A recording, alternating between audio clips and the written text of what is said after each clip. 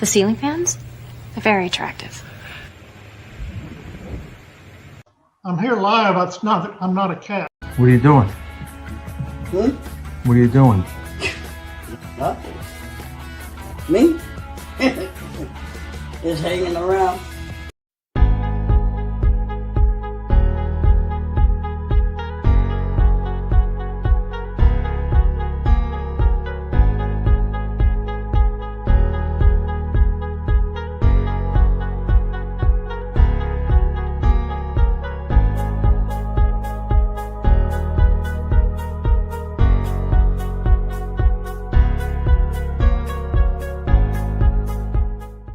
Because of the following special program, Private Benjamin will not be presented this evening.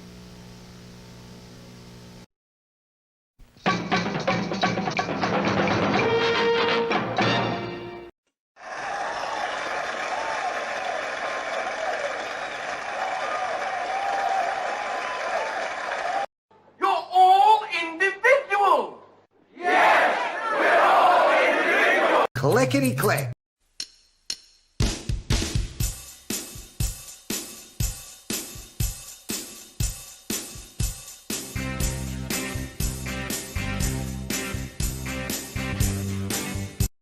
Crank up the music. Keep an eye on the back. This presentation is provided to you to amuse or entertain and not to conform or inform. The content on this channel should not be used to replace professional, financial, medical, or legal advice. All footage taken and used from public sources falls under the fair use of the Digital Millennial Copyright Act of 1998. Therefore, no breach of privacy or copyright has been committed. This show is substantially sourced, not affiliated with any community, club, fraternity, or gang. Your cat may vary.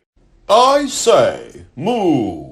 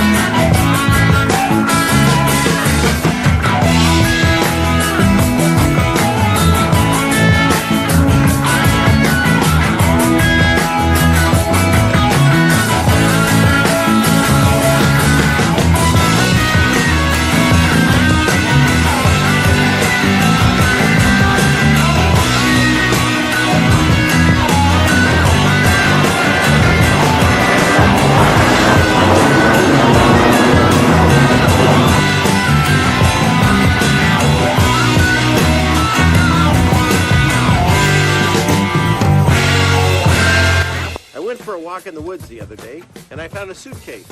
Inside the suitcase was a fox and 3 babies. I immediately called animal control. They said, "Oh my goodness, that's terrible. Are they moving?" I said, "Well, I'm not sure, but that would explain the suitcase."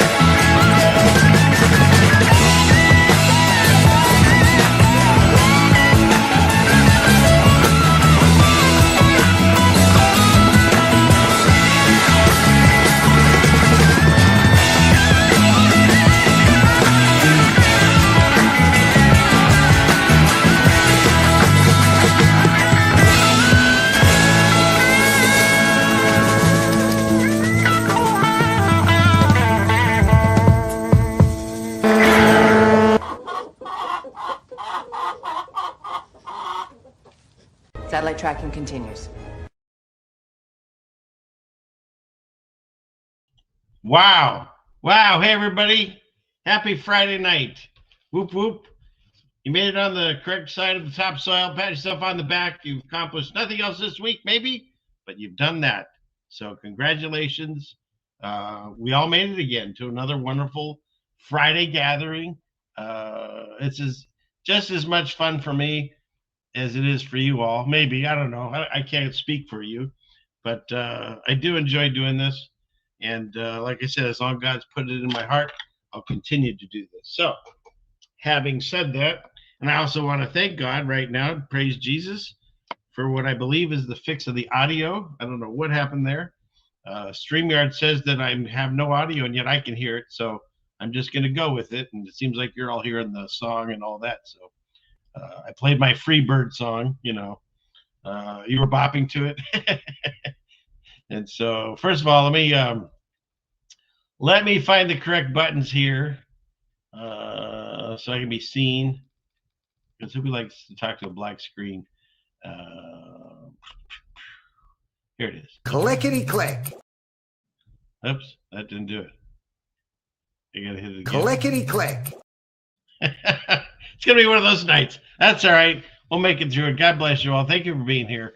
There's already over 100 people, 127 people coming in here. So thank you. It's always a pleasure to get to do a gathering with some beautiful souls, and I really do appreciate all of you.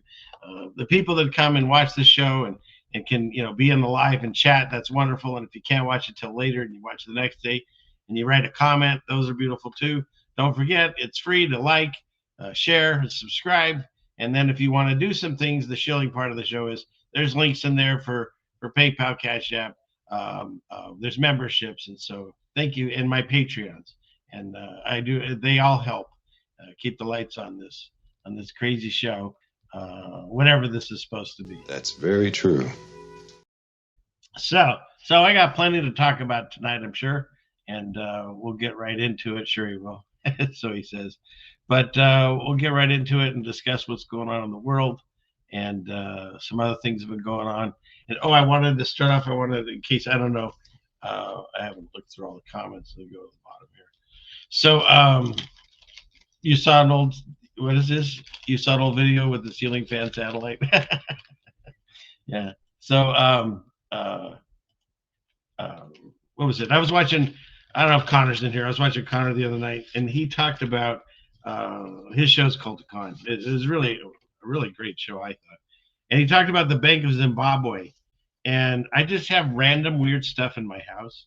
And I do have Bank of Zimbabwe notes. These are only $1, so they can't even print the paper for them. And but the two best ones they'd say I have, this one's 50 million Zimbabwe dollars, and this one's 500 million Zimbabwe dollars. And apparently they're worth nothing, but they're pretty. So we'll see. Maybe they'll reinstall the government of Zimbabwe, and these will be worth something. And this is part of my retirement fund. See, so there. Zimbabwe. It's a funny name too, Zimbabwe. So yeah, I just thought that was funny. They just have really random things in the house. So that's just one of the random things. Okay, enough of that. And of course, I have my little Jesus. Everybody needs a little Jesus in their life. And I don't pray to it. It just reminds me. He's smiling, and it makes me happy to know that Jesus is in my life, and it's pretty cool. So, what's this, Ryan? Yeah, King of the Nerds. Yeah, I think you've said that a long time ago, too. Okay, yeah, exactly. So, yeah, hyperinflation is real, coming to a town near you. Okay. Where are we at here? Let's see. What is this? Did they get him from a prince on Craigslist? No, I don't know. I used to go to these conventions in Tucson, find gemstones and stuff, and they had them there. So, all right. Okay, what are we next? What are we doing here? So, welcome in, everybody. It's great to be here, and yeah, the hair's not bad tonight. We'll go with that. And let's see, where should we start?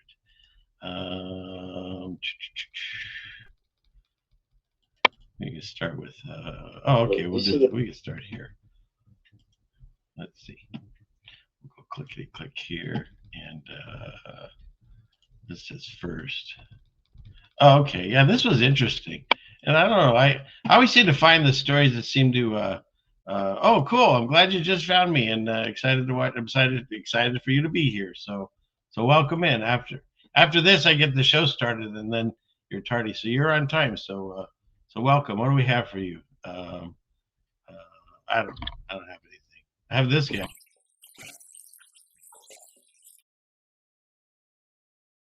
And we'll go with that. Okay. Where should we start? Let's see. Dogs want me to start already. I can hear him. Oh, and somebody did mention the clock. It looks like it's on the same time all the time. I don't recommend you get these clocks. We put it in the we have a Teespring store, and it's mostly just to send presents to people, or my kids. I forced them to have a ceiling fan mug kind of thing. And so we talked about this one night about doing a clock and put it on and it says on there the information is out there. All I have to do is let it in. But the problem is the fan looks like the hands of the clock. It actually has two more hands that you really can't see from there. And I think it's right on time. You just never know. So don't get those. It's just there for your viewing pleasures, I guess. Okay. There. Okay. What's next? Move this too far, too close. There we go. We were going to who's we? The mouse in the pocket. Share screen. Clickety click here and here and here. So this was really bizarre story. I felt, and I felt terrible because in these uncertain times, people seem to always need toilet paper for the upcoming apocalypse. And so this worker, whose name is, and this, of course, where was this? California, Ontario, California. This worker's name is Kamel Abdul Karim. I think I said that right. Of Highland. And he didn't like what he was getting paid. And so he filmed himself setting the toilet paper. If you're not going to pay us enough to fucking live or afford to live, at least pay us enough not to do this shit. So he sets it all on fire, like the whole warehouse, just because he's upset he didn't think he was getting a good living wage. So rather than quit, he sets the whole thing ablaze. Look at that, and it's toilet paper, so of course it goes up really fast apparently, because here's the building on fire. And then eventually, I even have the aftermath. I think it's on this one.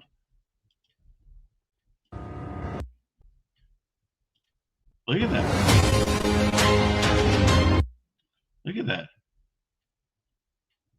He's gone, as they say in South Park, and it's gone. Like just gone. All of it gone.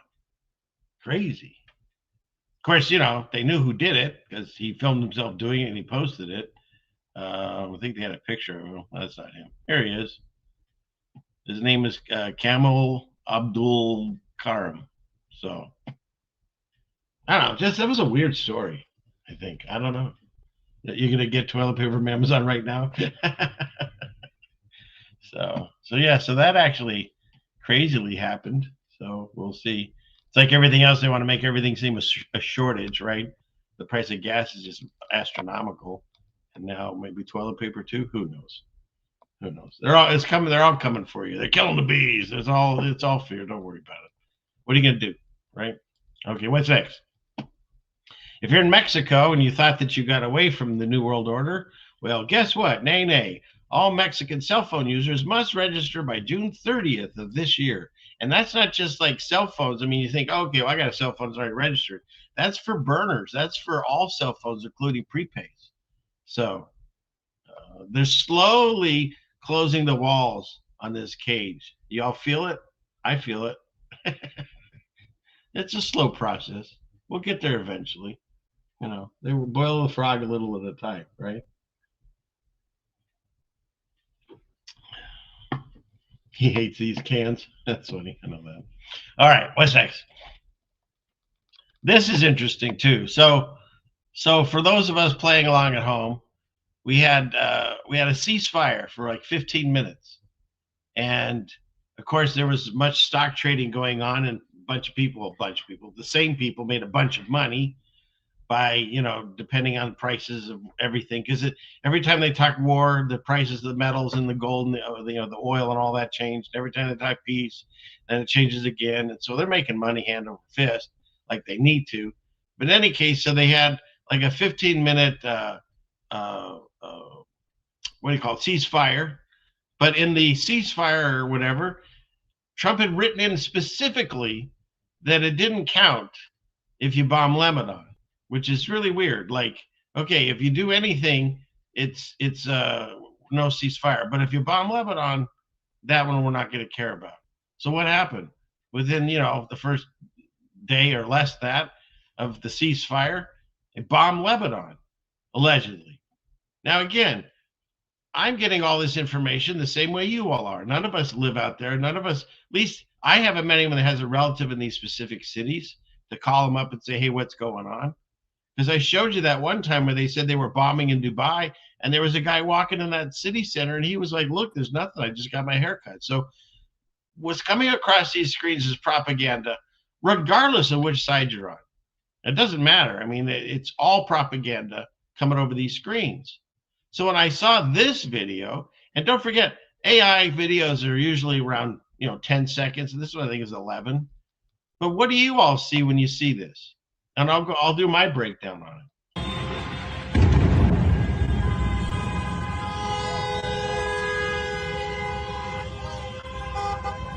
Okay, so here's my breakdown. First of all, I didn't see whatever missile supposedly hit it or bomb. Well, I guess there's something. Let's see. Let's back it up. There's something comes down. That's a bird. They always have a bird fly through. Yeah, there. Whatever that is. Okay, so that thing's coming down. We can agree we see something there. But when it hits, it's just like papers and stuff. I mean, it's really weird. It's very lightweight stuff. It's not like a whole building blowing up. It's just very odd looking to me. Very Hollywood staged. And then you get the fireball afterwards. It's exactly you would see in a Hollywood show. This kind of thing. But let's go and say, for grins and giggles, that that's not AI and that really something happened there. Okay, let's pretend for a moment.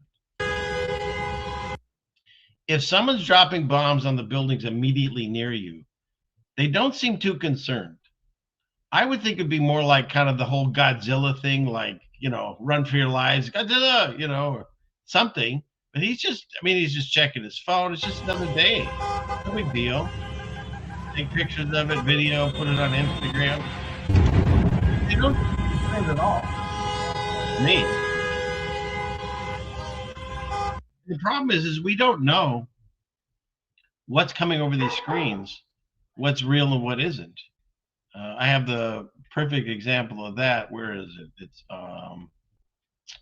let's see. Let me stop this for a second and see where it is. It is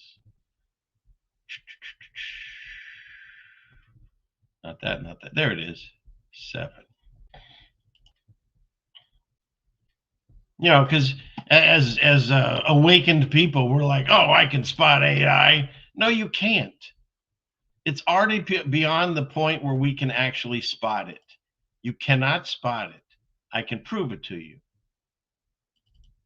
You know that my background.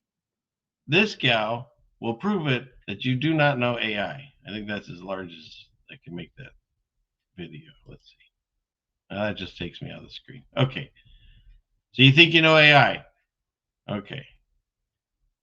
Here we go. You know that my background is AI, my outfit is AI, and I am sitting on a fire hydrant. Did you get any of that right? No. I bet you didn't. I didn't. Which flag is real and which one's AI? Which flag is real and which one's AI? We can even make a little game out of it if I stop her good enough. There. So which flag is real and which one's AI? Which flag is real and which one's AI? All right, chat. What do you think? What we got going here? Anybody in the chat? Or toilet paper is AI. What's this? Both AI. I like that. You used to be able to spot it. Yeah, I'm telling you, you can't anymore. You cannot spot it anymore. It's gotten beyond our. And Jenny's going to go with the one on the right, and Divine Commy's going to go. Whoops, when you're rocking too fast on the one on the left. North Coast Believer has no idea. That's cool. I like it. And this is a good one. Hit the thumbs up, kids. Left one is real. Left one. Okay. Her face is AI. The right one. Both. Okay. All right. Let's see. Let's see what we got. Okay. She is AI. And you're tardy. Okay. Let's see. What do we got here? Which one's AI? That one's real. That one's AI. Isn't that wild, though? Even if you got it right, it couldn't have been easy. That's what I'm saying. It's crazy. Let's continue. These flowers Are the flowers real? are real, but this bench is AI, and this lamppost is real. Which lollipop is real? All right, which lollipop is real? That's kind of fun, isn't it? We'll give you a little time. What do we have? I do have music in here. Let's see. What do we got? We play one of these things. How about daydreaming? Which lollipop is AI? Which one is real? All right, that's enough of that. This one is obviously a potato on a stick. What do you think of that? Did you know that it was a potato on a stick? Huh? Am I really on a staircase right now? Is she on a staircase? Is this crazy? Yeah, like I said, even if you're getting them right, it's not easy to do. It's gotten to the point where we get the alien invasion slam dunk at this point because we're going to see it on these screens. So, and oddly, you knew that was a potato on a stick. That's funny. What do you got here? What do I can't find it in time. Where is he?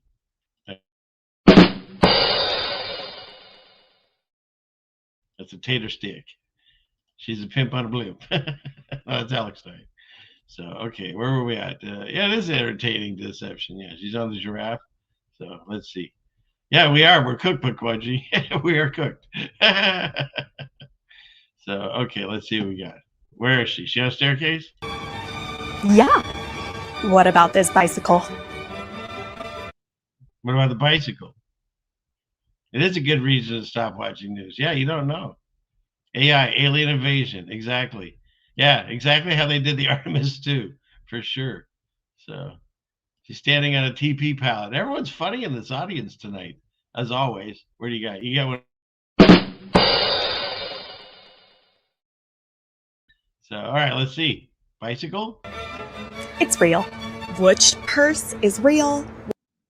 Which purse is real? Which purse is real?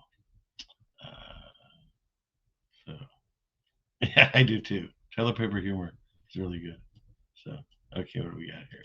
Well, let's find out which purse is real. Which is AI. This one's a potato. This one's Coach. But she carries a lot of potatoes with her, just saying. Just, potato on a stick. Purse is, where's the purse is a potato? Okay. All right. What's next? Got a few more for her. This wishing well is real. So is it real? We do. We live in the land of make-believe. We do. So, yeah, we're learning. We're learning we don't know anything. We're doomed. The potato of doomed. Cute. Look, I can control the lights in this garden. On, off. On, off. On, off. Pretty cool. Are all these palm trees real? Yeah. Which of these lampposts is real? All right, which lamppost? What it says, Bruce, never trust someone with a potato. Okay. It's the French fries, exactly. So, all right. The Spuds of Satan. All right, AB Normal, you get one of those too. Funny. Okay. Lamppost. This one is obviously a potato on a stick. Everything's a potato on a stick. That is a wrap on this potato today. It has been used and abused. So there you go. And that was kind of fun. So I just wanted to show you that we can't believe the things that come across these screens. And that's really how most people get all their information anymore. Very rare you're in the actual area where something's happening to be able to see it for yourself. So just know that we are cooked at this point. Everything's a potato on a stick, and we don't realize it. So just be careful what you believe in. So okay, next, let's go back into this. Clickety click. That was kind of fun, I thought. What's this one? Oh, okay. So if you're wondering how the ceasefire all went down, this guy explains it very well. So here we go. So you can share this with people and let them know how exactly what's happening in Iran, because it gets confusing. All right, I'm not sure why we're all still having trouble with this. Let's try it again from the top. This is a victory for the U.S. because our goal from day one was for Iran to open the strait that didn't close till after we attacked, which was completely controlled by their military we had total dominance over. And it was a waterway that we could have taken over, but instead asked for help that we didn't need, but we'll remember that our allies did not give us, all because of the negotiating power of a FIFA Peace Prize recipient's threat to annihilate a civilization in order to liberate them from a regime that changed, which was not our goal, but we will take credit for, from an old man who hates us to his younger son who hates us for those reasons, and that we killed his father. And while it is not clear the status of Iran's nuclear capabilities that we obliterated last year, but we're going to be a problem in 2 weeks, one thing is for sure. They now have more money and control of the strait than they had when they made the old deal that we ended because it was terrible. Now, I think that is enough about authoritarian propagandistic regimes. Does anybody have any questions about the Trump Library golden statue? That's it right there. That is it right there, in case you had any questions. He spells it out perfectly. I'll throw that in the chat for those of you that maybe want to look at that later. And I'll put it in here. And there it goes. And where are my Rumble peeps? Let's see. See if I can get onto Rumble without killing this stream. Let's see. Oh, there you are. He's talking. I don't want to forget about my Rumble people. There you are. It's a rumble in the jungle. Okay. But that's all right by me. So, okay. Let's see. What's next? That was a good one.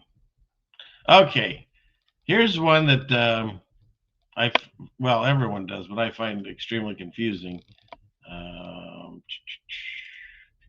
They've added more letters and characters and stuff, just in case you're playing along at home. You've got there's more people in the lettering system. What is she saying? $13 billion women across this country, Indigenous women, girls to us, LGBTQIA plus, are not safe. In fact, rates of violence are increasing. And what is the Prime Minister doing? You know, the is in the national interest, not in the women. Is the Prime Minister organization QIA? I think it's right here. Indigenous women and girls to us, LGBTQIA plus. Is the Prime Minister okay having? No, where is it? There's more to it. Where did I get the wrong one here? Hold on, people. I'll find it.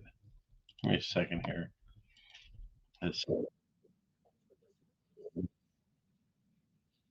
Oh, here it is. It's towards the beginning. I got impatient, went too far. I went too far. None of it mattered. Okay. Here we go. So this is, I believe, are we in Canada again? Man, sorry, Canada. You guys are just losing your minds out there. Here you go. This is the new letters and system. They provided $0 to deal with the ongoing genocide of MMIW G2SLGBTQIA+. I'm using that as my new password. You know, when they ask for a strong password? With the ongoing genocide of MMIW G2SLGBTQIA+. How did she get through that so easily? Like, just rolled off her tongue. So was it Matt Walsh? He looked it up. So the MMI is missing, murdered, indigenous. The W is women. The G is girls. The 2S is two-spirit. The LGBT is the regular ones there. And then the Q's is the queer, the questioning, the intersex, the asexual. I don't know, the plus. That's everybody else, I guess. So there you go. Hope you're taking notes. And I got to stop for a second because I just saw, look at this. Mr. Crispy Chickens coming in with the free memberships for people. God bless you.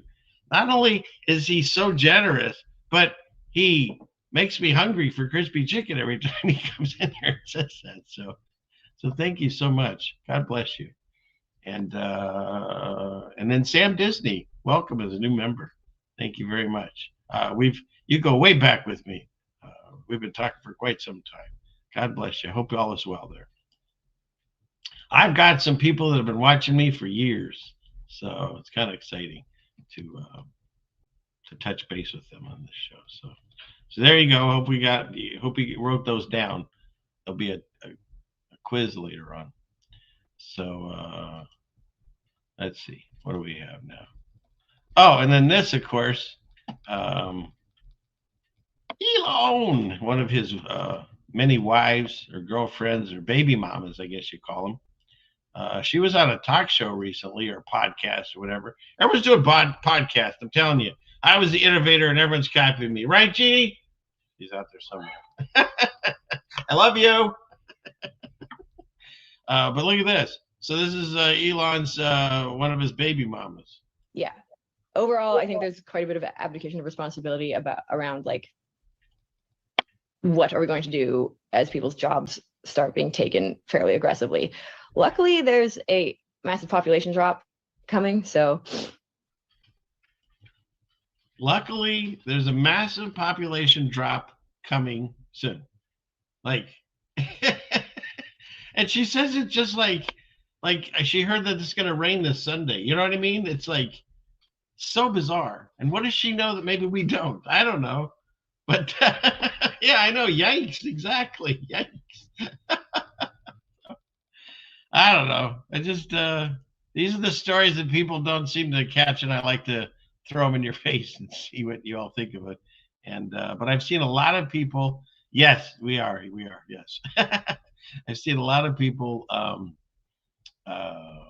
There's some people just rolling in. And so from here on, basically, you are already tardy. As long as you don't feel it. I don't feel tardy. I don't feel tardy. All right. Let's go back into the screen share here.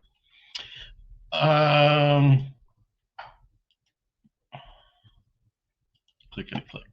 There we go. So we got that done. Well, this is the main kind of topic of the whole thing here, which we'll go over in a second here. What's this last one? Oh, this thing's getting crazier and crazier. Now, again, I'll put this copy. I'll put it in the chat so you can check it out. I think it's like a 5-minute video. It's not long. And then, of course, my Rumble people over here. And let's see. You're right here. Okay. But so what is she doing here? She's Oh, this book. That's what we were talking about, the book. I brought this book up once before, but this guy had a few more little points to discuss on it. Some things that I hadn't heard. Where are we at here? This one. Ever seen just keeps getting weirder. This guy, Dustin Goodroad, found a book while thrift shopping called King of the Jews, written by a Leslie Epstein in 1979. Looks exactly, or at least a maybe a twin or some relation to the current one of moniker Epstein, right? But says supposedly he's not related. Whatever. Looks like that. Totally not exactly like someone else of the same last name. And the strangest part is that the original video is glitching for everyone in the exact same spot. It buffers at the same timestamp for all viewers, and when it resumes, it cuts out the audio, and no one can explain why. And I'm going to have to check on that because I did download it when I got it originally, and I didn't look to see if it had changed on my computer, because you know they can affect your computer, your own personal computer. How do I know that? I have a story to prove that, but let's continue with this one first. Almost like they don't want this video to get out. The original account even reposted the video and the same part was glitched. And now the entire account is completely gone. So I'm here to explain this as best as I can, and let's hope this video does. Just kidding. So the book is a story about a pretty mean person named, get this, I.C. Trumpelman, who according to the synopsis used his power to set up an authoritarian regime in the ghetto. His face appeared on money and stamps. Which is happening right now, right? Trump's face is going to be on money, and I'm sure it'll be on stamps, but it's going to be on money this year, right? For the celebration of 250 years of the release of the Statue of Liberty, Lucifer, State, and whatever. So we got that going for us. Word was law. He was an alternative con man, a charismatic leader, a buffoon, and a dictator. Does that any of that sound familiar? Strides with extraordinary vigor, his organizational genius astounding, and those who survived his reign couldn't decide whether he was a hero or the betrayer of his people, part savior and part executioner. I.C. Trumpelman, who according Come on, really? to the official publisher, was a man who thrives on the power granted to him. This is almost too exact to be true, but we haven't even scratched the surface of how deep this rabbit hole goes. And let's not forget, this man wears orange makeup. He wears it. Everyone knows it. There's areas that are missing, and as he's bleached white or whatever. And if you're a Trump supporter, all I'm here is just to expose these things going on. Because I used to be into this guy. I was into the Trump train. I was into the Q. I was into it all. And then realized it's all just another trap. They all work together. They're both wings on the bird of prey, and it's feasting on us. Doesn't matter if you're on the left side or the right side. It's all the same. They have more in common with each other than they'll ever have with us. But I digress. The book was originally written in 1979, the year that our Donald Trump turned 33. Shocking. There's that number again. At first, it seems like just another one of those crazy online coincidences similar to that one Baron Trump book called Baron Trump's Marvelous Underground Journey, written in 1893 by Ingersoll Lockwood, in which a child of the same name as Donald Trump's real-life son, Baron Trump, lives in a castle and is mentored by a man named Don. 1893. This is why people are saying that there's some kind of time travel thing. Because don't forget, supposedly, allegedly, what's that guy, Tesla, if he was real, he invented some kind of crazy stuff. They did a movie on it, right? David Bowie played the dude. And what happened to all Tesla's stuff after he died? Trump's grandfather or great-grandfather got everything. So, I digress. By the way. And now more recently, these mysterious sketches of airships drawn in the late 1800s have also... Uh-oh. I'm playing too much real stuff, Jeannie. I don't know. I think I got cut out. Is it working? I can't even stop the screen share. Your pointer's moving. My pointer's moving. I don't know if they can hear me.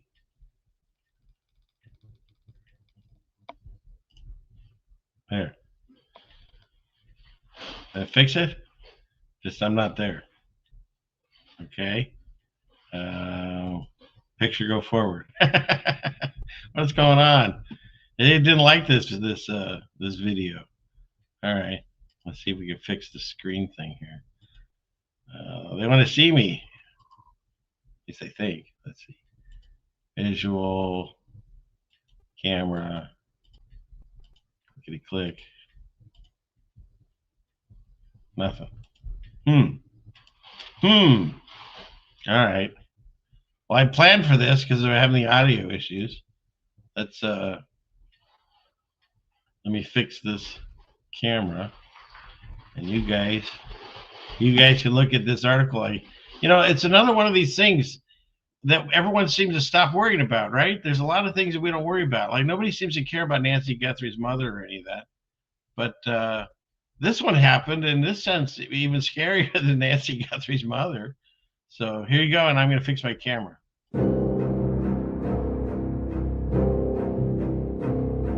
Previously on 12 Monkeys. Well, authorities say 40 primates have escaped a research facility in the Yamasee area. Officials with the Yamasee Police Department say the primates escaped from the Alpha Genesis Primate Research Center. Released the virus on Castle Hall Road on Wednesday.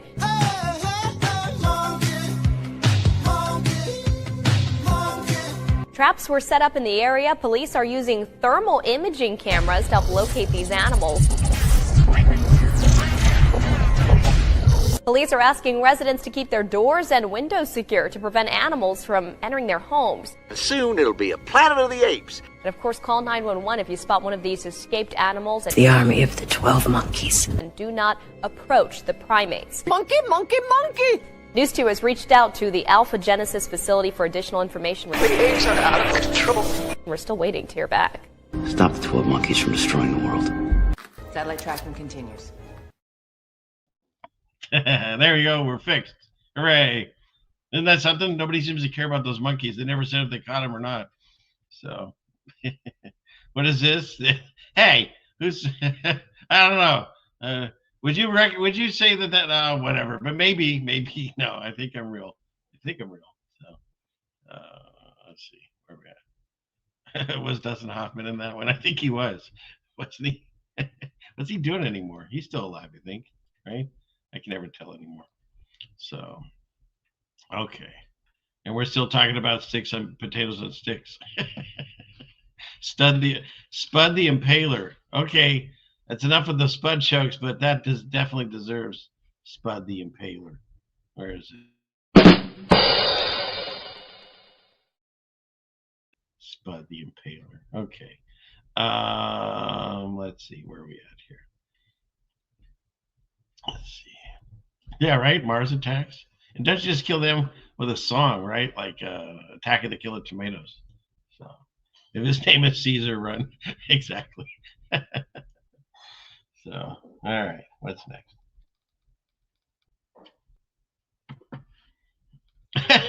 Dan lives 20 minutes and the monkeys are getting. Oh no, I've seen this movie. They even did a couple of remakes. One with Mark Wahlberg that nobody seems to want to remember. So, okay, what are we doing? We were trying to show that video, but that was weird. It didn't like us playing it. But well, I put it in the chat. Let's see what else I can pull off of that. It's something you just kind of have to look up yourself, but we can try because it gets really crazy. I didn't even touch the surface on some of this stuff. Let me see. Yeah, because I am, I'm an Aries. We keep doing the same thing over and over, trying to get a different outcome. Isn't that how that works, huh? Yeah. So. Okay. Let's see. Oh, to prove I'm real, they want me to hold up a potato on a stick. That's like the guy last week I played where he wouldn't do 3 fingers in front of his face. He rage quit because he couldn't do it. So kind of funny. Okay. Let's try again. Let's see what happens. Right? What's the worst going to happen? Satan has no power over the power of Jesus. So we're going in. Red 5 going in. Isn't that how it says? Whatever he says there. Okay. There we go. 1893, by the way. And now more recently, these mysterious sketches of airships drawn in the late 1800s have also resurfaced, containing the word Trump all over them, and even I mean, this is ridiculous. been featured the number 47, Donald Trump being the 47th president of the United States. Now, you know, we all saw Back in the Future. Could I don't necessarily believe in time travel, but if, do you think he's going in and like every time he fixes something or changes something, then his name appears in tapestry and stuff? It's kind of weird. It gets weirder. This isn't even the weird part. And what is this outer pond philosophy? You're late, but I'm afraid if I hit that button right now, it'll crash the system. So we'll keep going. But I got I saw you. All right. Or this video from 1987 of Trump I played this one. He talks about the exact thing in Iran he's doing now. talking about going in and taking Iran's oil, exactly what's happening in 2026. Not sure if these are related, but just more evidence of the apparent time-traveling Trumps. But this one right here, King of the Jews, once you look into the author, Leslie Epstein, you realize it is so much more than just that. Leslie was a smart man, a scholar with degrees from Yale, Oxford, and UCLA. Many of his students went on to win Pulitzer Prizes. Oh, and his full name is Leslie Donald Epstein. For real, I really don't make this shit up. Now, in all fairness, Epstein isn't exactly the rarest last name out there, and happens to be one of the oldest Ashkenazi Jewish surnames ever. But like, I don't think anyone can deny that Leslie and Jeff, well, never mind brothers, almost look like they can be twins. I mean, where'd it go? The picture's left. Look at that. And for those of you playing at home, if you're graced enough to be able to have a $20 bill anymore, he looks just like the $20 bill. Was it Andrew Jackson? Isn't that who's on it? I think so. Yeah. Almost look like they can be twins. Now, Leslie's dad was a man named Philip Epstein, with a PH, not an F. And yeah, straight up looks like both of their biological father. PH Philip had a twin named Julius, both of whom were screenwriters in the early days of Hollywood. This is where it gets really wild. You guys ready? Strap in. Get ready. And happened to be the main writers of the 1943 hit movie Casablanca. The film is about a man who runs a nightclub, which doubles as a hub where intelligence officers and other high-ranking officials congregate. See, that's cool. I'm glad he's doing a breakdown because I don't know. You don't have to put your hand up in the chat, but raise your hands, but don't. For anybody that knows of this movie but actually has never seen it. Like, I don't know what age you have to be to actually have wanted to, unless you were forced in school. I had to take some movie classes where we had to watch certain things. But that's how I got my love for some of like the silent films and Charlie Chaplin and what's it, Laurel Hardy, and who was that real crazy guy? Harold somebody or Harry? I don't know. Another guy. But all those guys, that's how I got my love for that, or Frank Capra movies and stuff. So, you know, I understand that. But I've never had the desire to watch this movie. I don't know anyone that's actually seen it. I know there'll probably be some people in the chat that have seen it, but I've never met anyone that has actually seen it. So I appreciate the breakdown. I'm curious if anyone's actually seen it. What is it? Harold Lloyd. Yeah, that's it. That's it. Thank you. Who's that? Dward, something. Yeah. Owner of the nightclub, named Rick, is on good terms with all attendees and takes a neutral stance among them, like Switzerland, right? Giving him an upper hand among all parties involved, which is just vaguely similar to Jeffrey Epstein, who owned properties and invited the elites to private parties on his island, where he also maintained neutrality that he used to his advantage. Anyway, the movie Casablanca came out during World War II, the film's release coinciding with a meeting of world leaders in Casablanca, Morocco. I'm sure that's just a complete coincidence. Called the Casablanca Conference, which literally happened the same month the movie came out in January 1943. Because of that, the movie was actually considered wartime propaganda, and the OSS, the early version of the CIA before it became the CIA, was somewhat involved in it. Now, in the somewhat involved. The OSS during that same time was a man named Donald Barr. And I know who this is because if you find my video, it's on my channel. Excuse me. I can't play it on a live stream because they'll what do you call it, cut it off and stuff. But they allow it demonetized on my channel, and it's called Soap or Soap 2. It looks like the Fight Club picture. Look for that video because I go through this. This is the family that's part of the bar that was part of like the special investigator during Trump. that was supposed to bring down all the baddies with Q. That guy is related to this guy, who's the guy that set up Epstein, who they gave him a very prestigious teaching job at Harvard, and he had no degree. Later became headmaster of the prestigious private institution Dalton School, where he hired, get ready for this, college dropout Jeffrey Epstein in 1974. Okay, so it's Dalton College. But he has no experience in this, and they just hire him. High school dropout. Sure, nothing going on there. Essentially kickstarting his entire career, and was also a bit of a mentor to him. Donald Barr also happened to write his own book called Space Relations, This one I didn't know. This one kind of is wild. Here we go. sci-fi novel where a diplomat man is auctioned and sold to a sadistic noblewoman and becomes her partner and slave, during which the man participates with her in the sexual exploitation of an enslaved people, including a teenage And someone, too, including someone. coercive sexual acts. And an aristocratic network of oligarchs use a rare mineral called Weinsteinite Come on, Weinstein? to sustain a system of slavery and abuse for political dominance. This is all in the official synopsis, by the way, and yeah, this book was written even earlier in 1973, which... Isn't that bizarre? Okay, so that's a whole lot of coincidences in one, like, 5-minute video. We went through the whole thing, but isn't that something? Yeah. And of course, Weinstein, they say the same thing about him. His just, he was in a different area doing it, but I believe there's more than one at a time that are doing these horrific things, and they put them on display. They don't even hide anymore because we've become a populace that's just like apathetic, I guess is the word I'd say. So, all right, let's kill that. Not ready for her yet, so let's go over here. Let's go clickety click. I'm gonna cleanse the palette. So, yeah, her pal, right?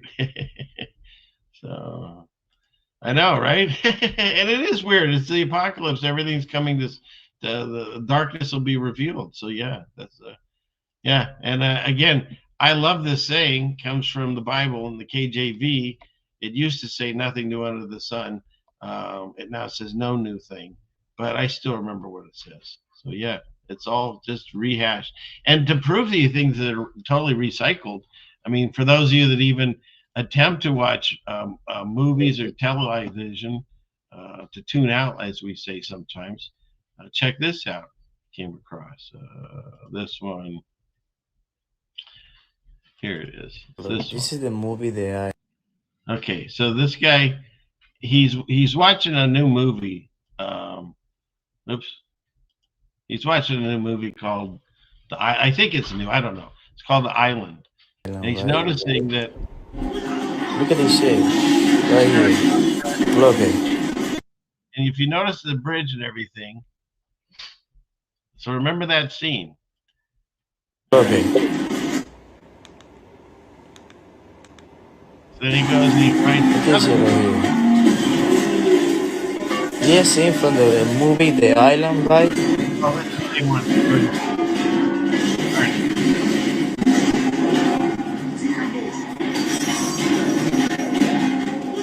Right here.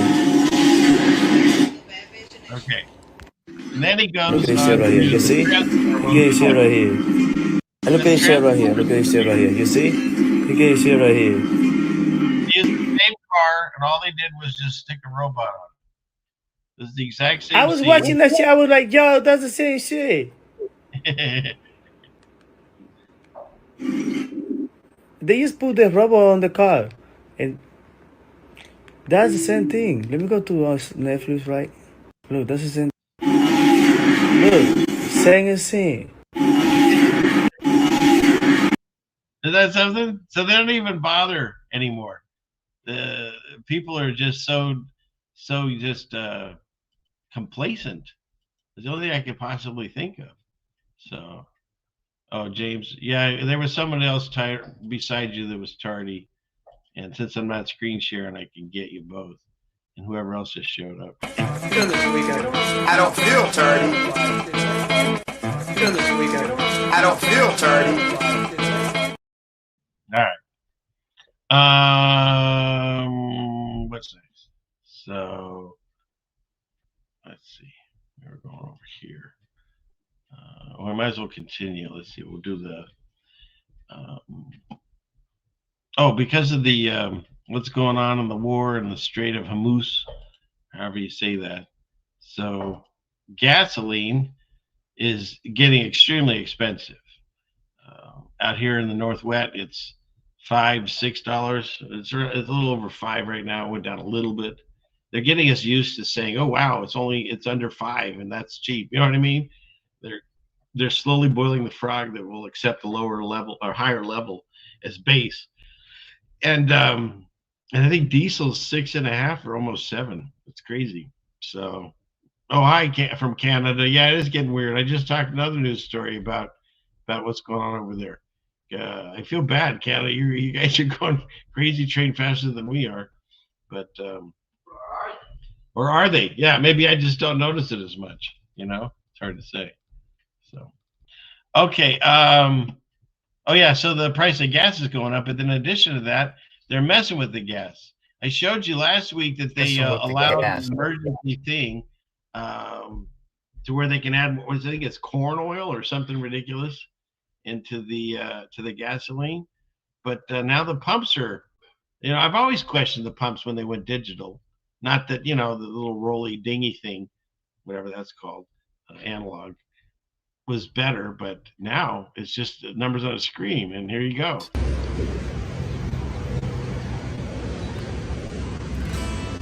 See that? There's no gas being pumped.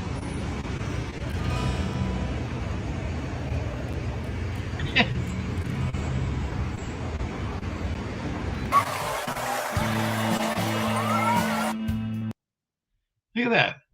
Over $50. And nothing was being pumped. It's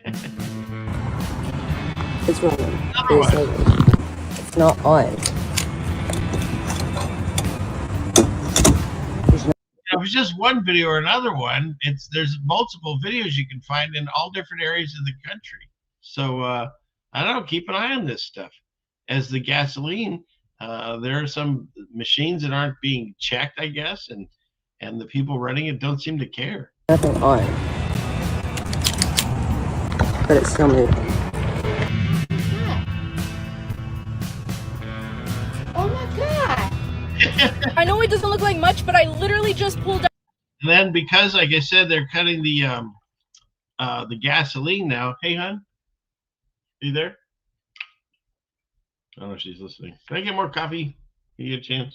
If you hear me, she might be doing the chickens. Okay, but check this out. Because they're cutting the gas, you're getting less gas mileage. I'm getting gas. I literally filled up my entire tank and I checked it. Are you fucking serious? The price of gas is already twice the amount now, and it's not even lasting. It's not even lasting. I don't know if they're watering down our gas. I don't know what it is, but it needs to freaking stop. I'm tired of it. All my money's going down the drain. Everyone's. Hey, hon, can I have more coffee when you get a chance? Okay, thank you, love. All right, let's keep going. Been complaining about gas prices, but have you been paying attention to your mileage? This man was driving through his neighborhood when he noticed something and was then able to catch it on camera. Because as he was driving, he was noticing that his gas mileage was dropping significantly, starting at around 352 miles per gallon left. As he's driving between 15 to 30 miles per hour through his neighborhood, steadily watching this go down. This man was only driving a few yards and was losing miles from his gas tank. Questioning if he had filled up with gas that was actually water. Having only driven a few blocks, his gas tank looked as if he had already driven over 10 miles. Looking just in the span of less than 1 minute, he went from 352 miles per gallon, ending the video with only 348 miles left, meaning he burned the gas that he should have burned driving 4 miles in less than 2 city blocks. Yeah, it's interesting too that she said, he wondered if he was running on water, but you got this right, Susie. If you figure out how to run it on water, then they kill you, right?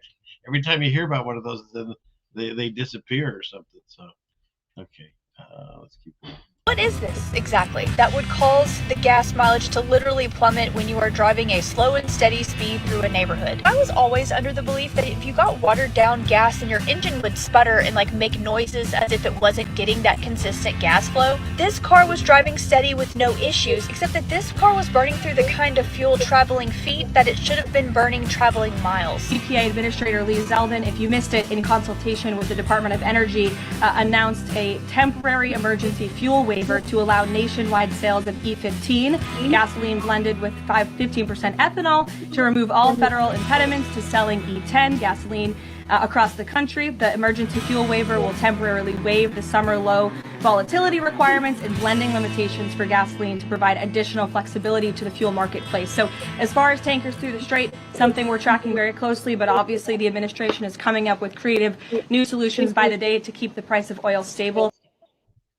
So there you go. And it's always interesting. They don't care about saving the planet if there's some kind of a crisis that can make the government look better. So, yeah, taxation instead of tacos.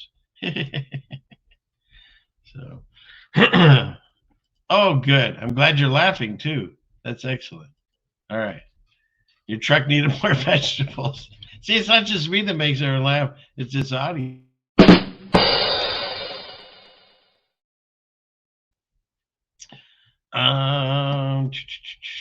Where are we at today? Okay, we got that. We got that. Let's see. Oh, this new one here. Oh, before we get too much farther, because Easter went by, I hope everyone enjoyed their Easter.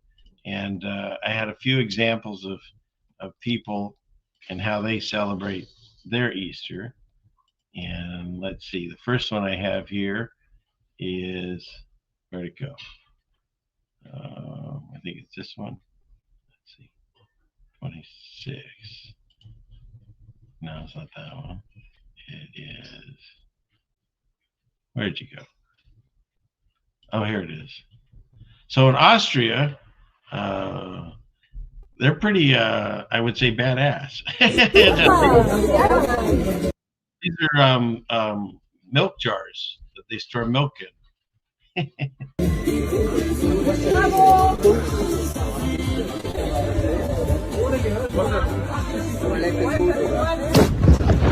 Nice.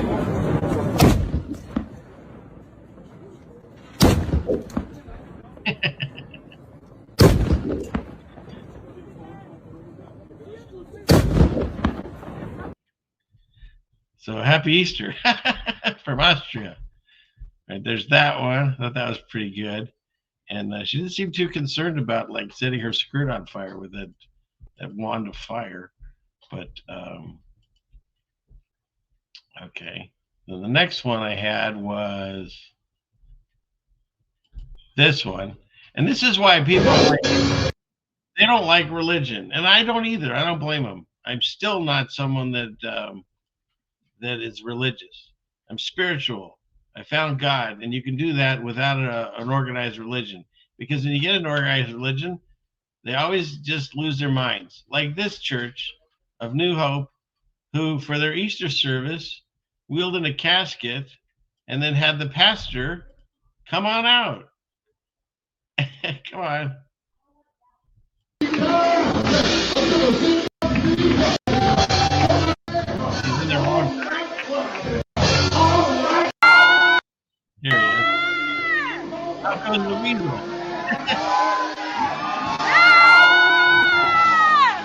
What does this have to do with Jesus?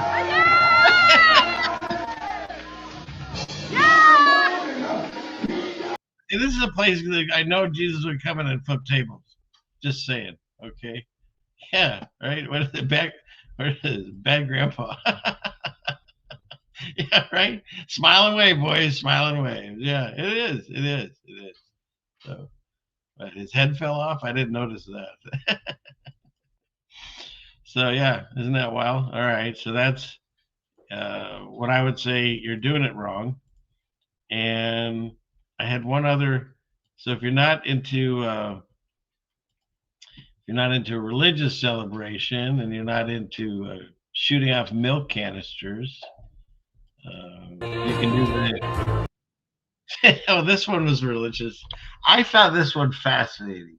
So this one's in Thailand, and they're doing a play, and they have a giant crane with these wires, so they can lift this guy that's portraying Jesus up over the crowd, and then he's supposed to like go down and come back out or something. And but nobody apparently gave the cliff notes to the crane operator. So I don't know if that's the copyright song. But so there he goes, and everything's going along, and he's really good at the hand motions. You know, that's pretty cool too. He's got it all down, and then something weird happens.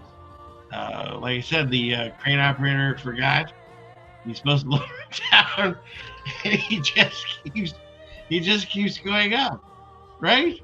I mean, it is scary. Wait, it gets worse. Look how high he's going.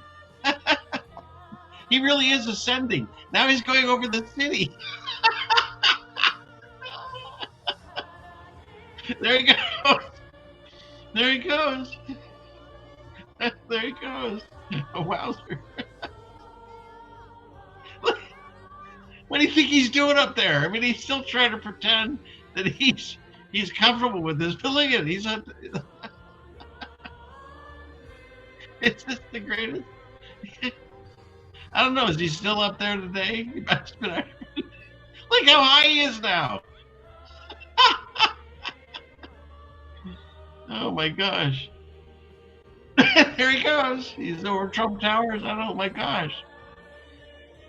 And I really don't know if they ever get him down because the video cuts. Look where he is now. That's nuts.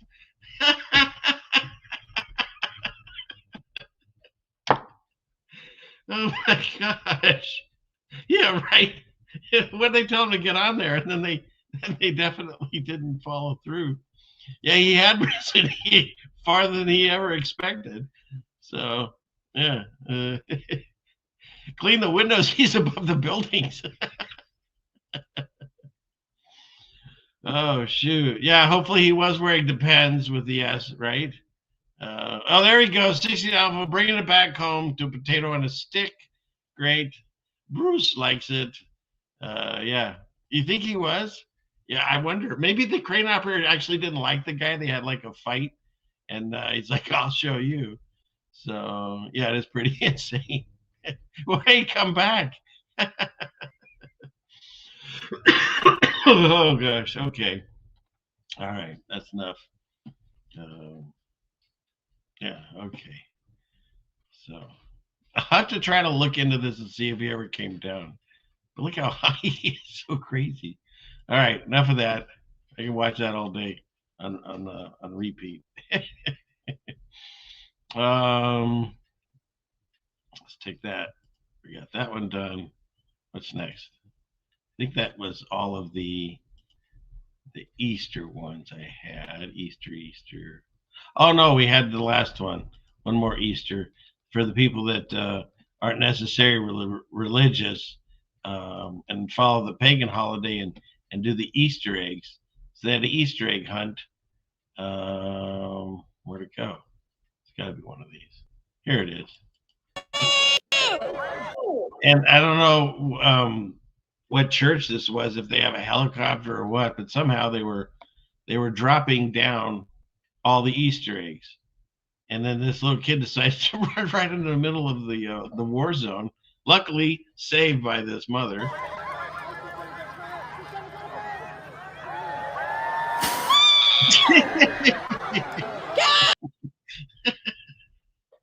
See? You shouldn't follow those pagan holidays, just saying.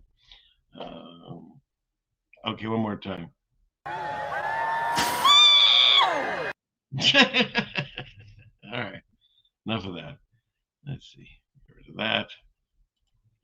That concludes the Easter section of the show, I should say. And what other videos do I have here? Let's see. Oh, we talked a minute ago, me and the mouse in my pocket, we talked about how I can prove to you that they can go into your computer and take files. And this happened to me. And it's been so frustrating ever since. And then, of course, this came across my feed, as it always does, and it proved to me that I did nothing wrong. It's just the way the system is. And so this newest window, I do my programs on all these free programs, and one of them I put videos together with is this one called Clip Champ by Microsoft, and I've used it for several years now. And it was just the end of last year, I think it was. They said that I had to connect it to a Microsoft account or it would stop working. So I took an email, throwaway email, created a Microsoft account so I could connect it, and it kept working. Everything was great. And then about, I don't know, maybe 3 weeks ago, it did some weird update, and it stole all my videos.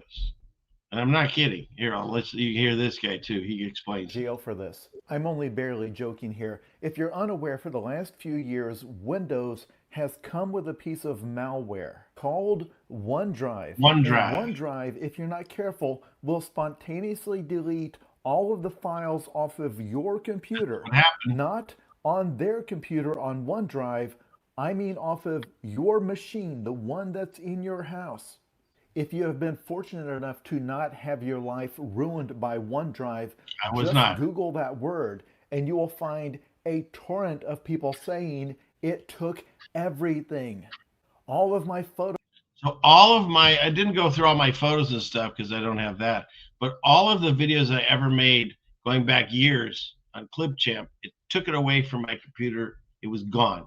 I had to go onto their server, find where they had it on their cloud, and then download them.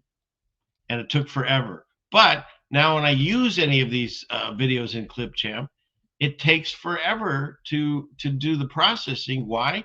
Because it's actually still pulling it from up there and downloading it. They took it away from me. My own computer.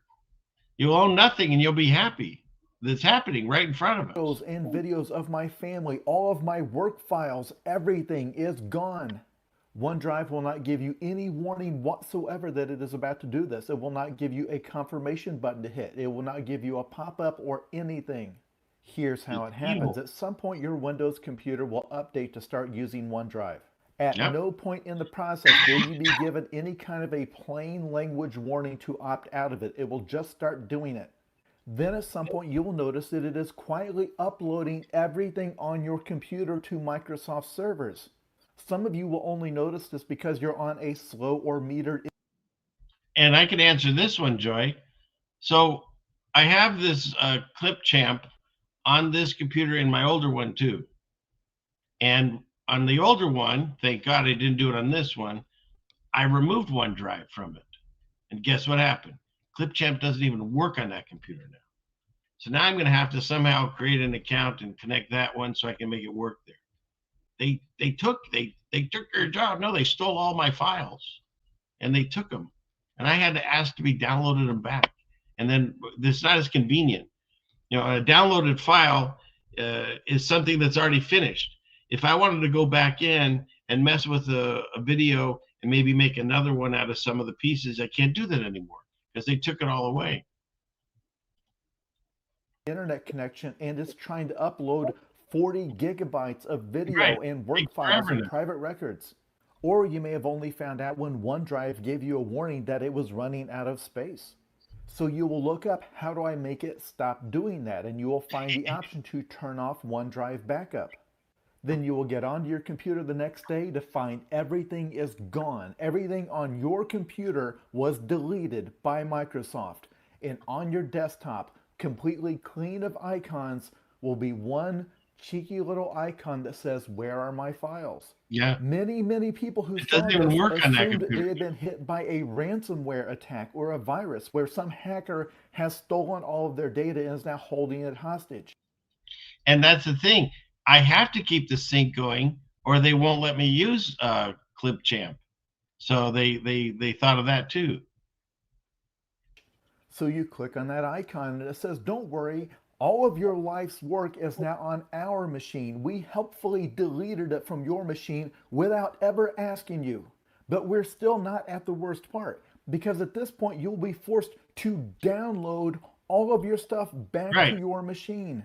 Again, God help you if you're on a slow or metered internet connection, because you now have to grab the many gigabytes of work and slowly bring it back. At which point you will say, okay, Microsoft, I don't want you to have my files. I want to delete them off of OneDrive. So on your local computer, you will have all of the files on your local machine now, and then it will show where those files are also on OneDrive. So you will go into OneDrive and you will delete them. Only to find that when you delete them off of Microsoft servers, they go in and delete them off your computer again with no warning, with no pop-up. That's what happened on that computer. So I've experienced Without it. anything. The only way to delete the files off their machine without also deleting them off of your machine is to go find a YouTube tutorial walking through the detailed steps on how to do it. To be absolutely clear, to make OneDrive not do this requires looking it up. There is no intuitive way to do it. OneDrive. So that's the thing. They don't tell you it's going to happen, and then once it's happened, it's too late. So if you all want to look, I don't know where, he doesn't say where, but if you find this on YouTube, find a way to like disconnect it. But yeah, it's crazy. It's like that whole thing about you own nothing and be happy. You know, they took away the music now. We used to have it on whatever, CD, tape, cassettes, LPs, whatever you had, and now it's all online, and so you have a subscription to your music, right? I mean, this is the way the world's working. And the same thing with movies. You used to be able to buy the VHS tapes and then eventually the DVDs. That's all gone. Everyone's just watching it on subscription services. So the movies are gone and music's gone. And then they did it with video games now. They're starting to make it so less and less that you can have your own video game machine work unless you have a subscription. So they're taking that away. And now they're just going in and just grabbing your files. So yeah, so this was interesting because, like I said, in order to use it, I had to connect it. Once I connected it, then they took it over. So, but yeah, these older machines, like I had to get where you had to get a new update. My machine wouldn't even work. This one doesn't work now. So that's the thing. You have to update it. They won't let you. And it's going to be for the same thing for phones and stuff too. You get to a phone where they just stop letting you work it. And none of your apps work and stuff. So, yeah, interesting.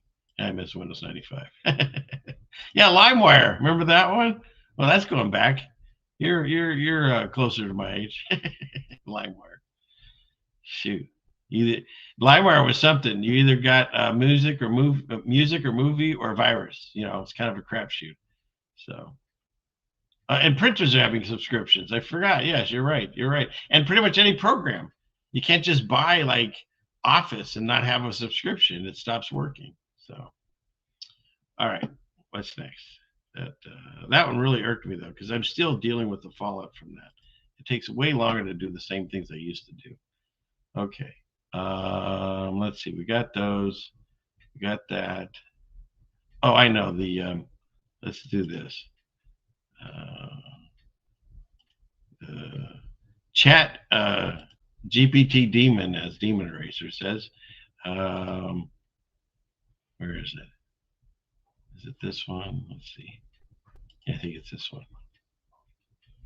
So I've shown more than one time, but we'll do it again to show you that ChatGPT and the other ones, the AI, they just lie to you and they don't even care. Did you ever get coffee? Okay, thank you. They just lie to you and they don't even care. Yeah, Trish, it's demons, bro. So yeah. All right. But check this out. What does the S in ChatGPT stand for?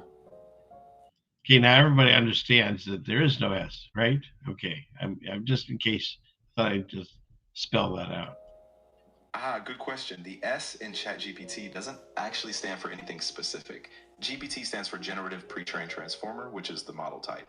The chat just refers to its conversational design. All right, so basically it's a chat. Why is there an S in ChatGPT in the first place? Yeah, good clarification. So the S was added when OpenAI introduced the model for conversational use. Basically, It's a way to distinguish it as a version of GPT designed specifically for chatting. So it's kind of a shorthand just indicating a chat-focused model, but I see. yeah, it's not a separate word. So you're confirming, right, that ChatGPT, your app name has an S in the spelling. Is that correct? Exactly. Yes, the app name is spelled ChatGPT with the S included, just like that. No special word behind it, just a naming choice to keep it consistent as a chat-based version of GPT. Okay, can you just spell ChatGPT for me? Of course. It's spelled ChatGPT. No spaces, just those letters in that order. Where'd the S go? Interesting. So, where was the S there?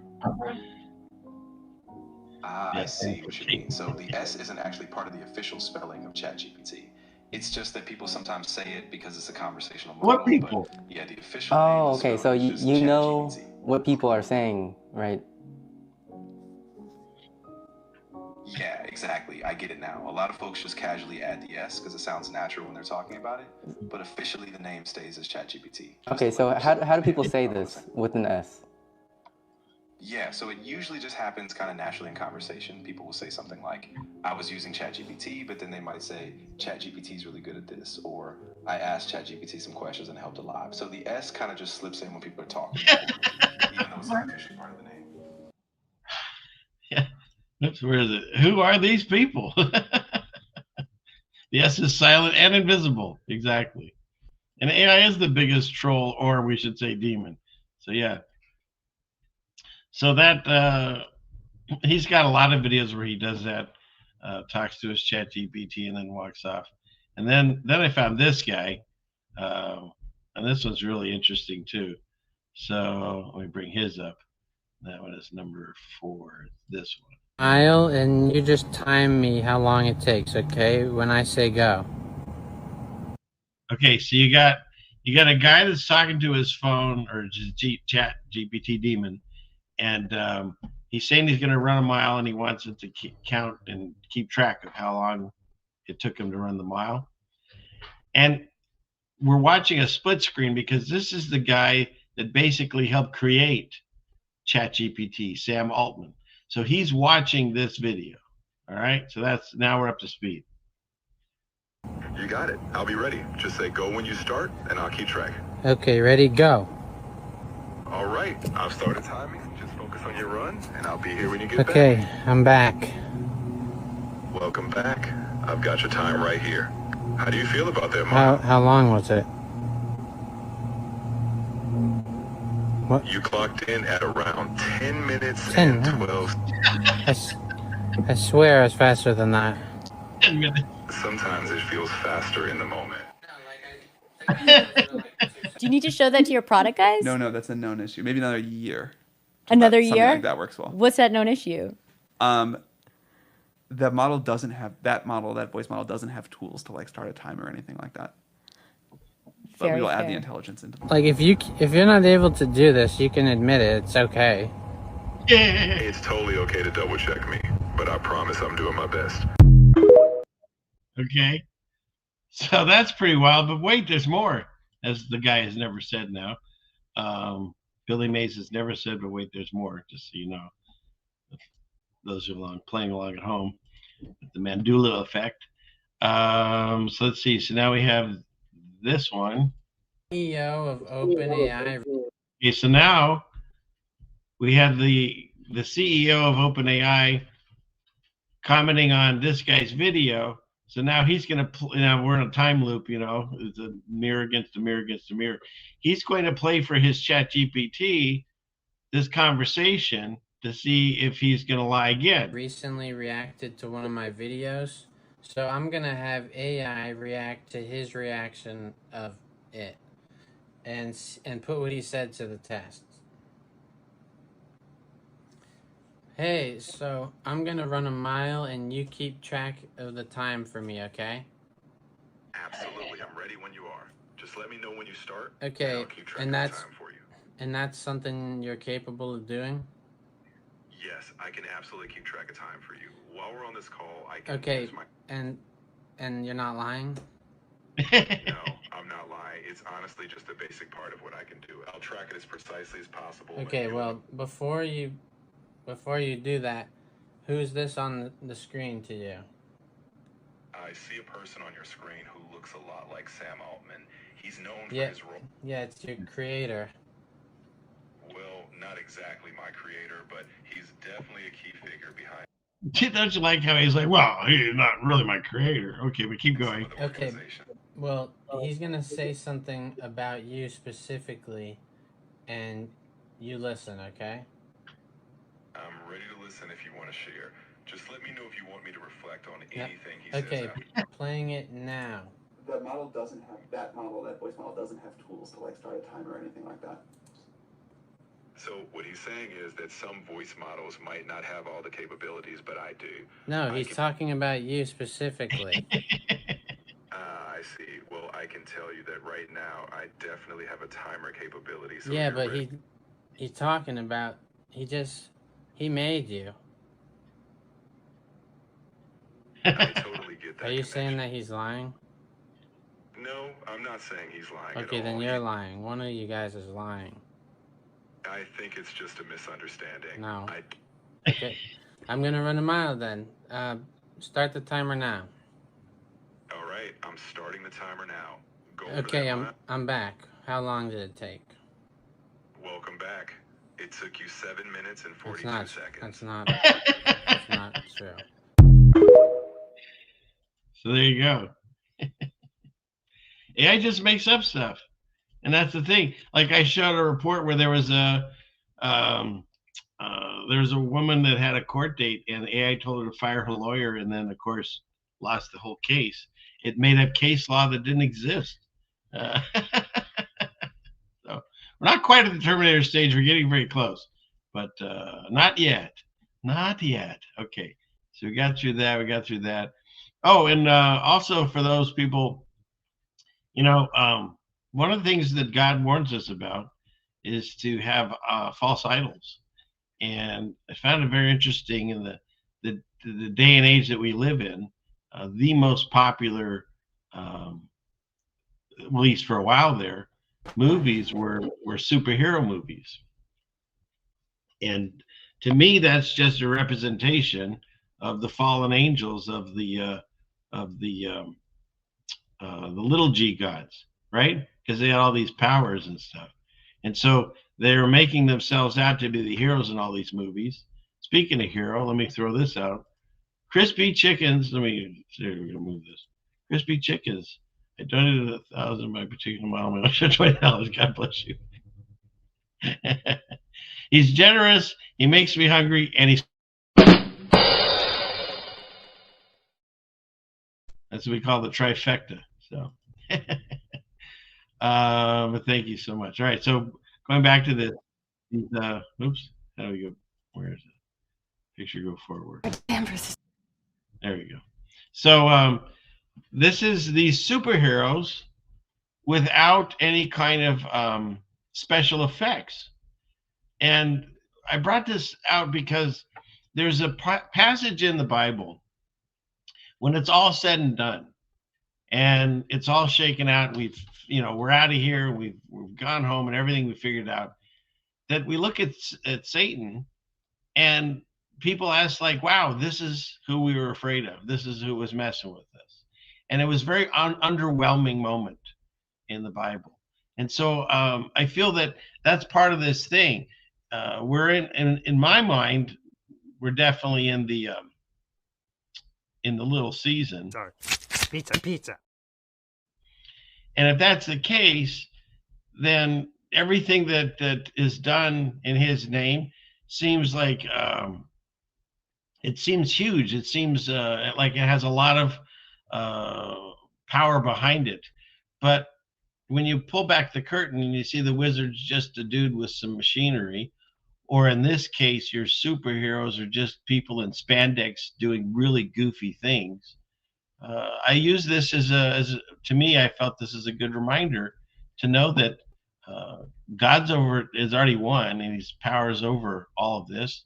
And when things are going bad in your life, just remember who's doing it. Check out these superheroes without the special effects.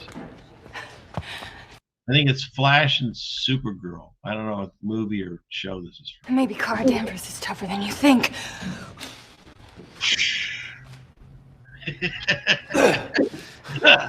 We're not going to win this today.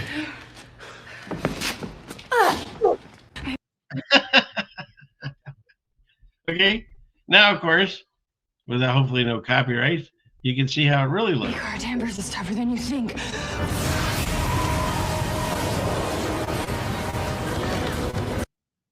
All right, and then she leaves.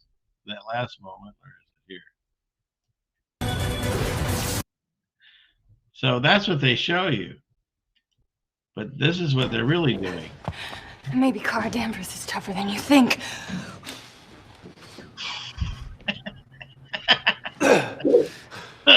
We're not going to win this today.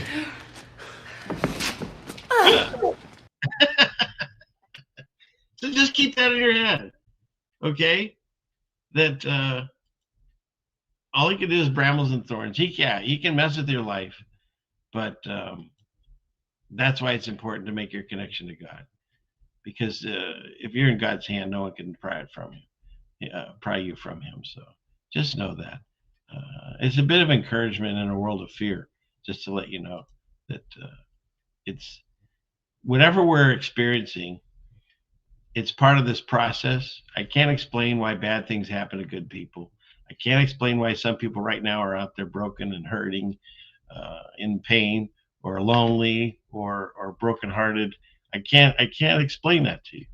That's your own journey, your own path. I don't know why you're on that one, and I'm sorry for anybody that's experiencing those moments of despair, or just moments of sadness or of pain.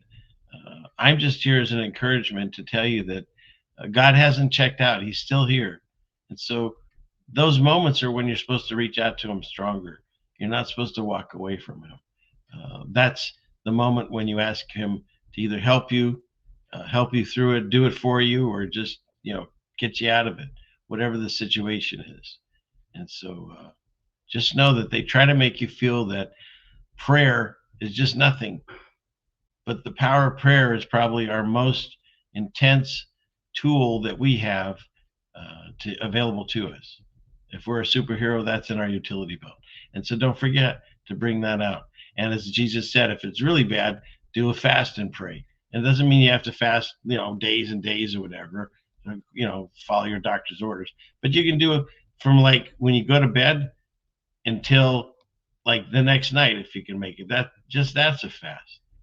And the thing is we're a spiritual being, and we're also a fleshly being. And so if you starve the flesh, then the spirit is basically all that you're experiencing at that moment. And so I truly believe that's why He says those things. And so it's shocking not shocking at all that they took that out of some of the new translations. They took that line out. So just remember that. We're way stronger, more powerful than they try to make you feel. And they try to make you think that, the fallen angels have these powers, when in the end, they're just grunting and stuff, and they're really not doing the things. So what's next? Oh, I just wanted to go over, I have this one video here. Oh, I haven't covered Melania. Well, we will. Are you guys okay if I just keep going a little bit? Why not? We'll go over time. So, because we haven't even done Scary Space News or any of that. Let me get this last few videos out. Let's see. We'll go here. And this one. Let's see. Which one is it?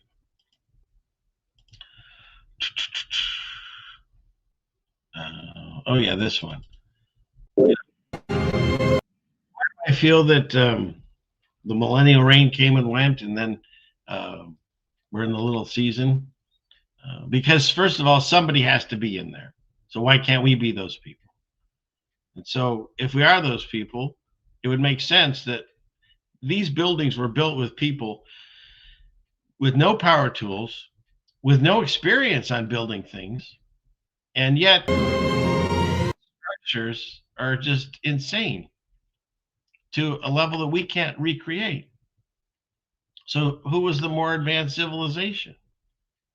And don't forget, they tell us there was the Dark Ages, where basically almost 1,000 years of nothing happened, which, you know, coincides. If we are in the upside down world, that means the light years would have been when the millennial reign happened.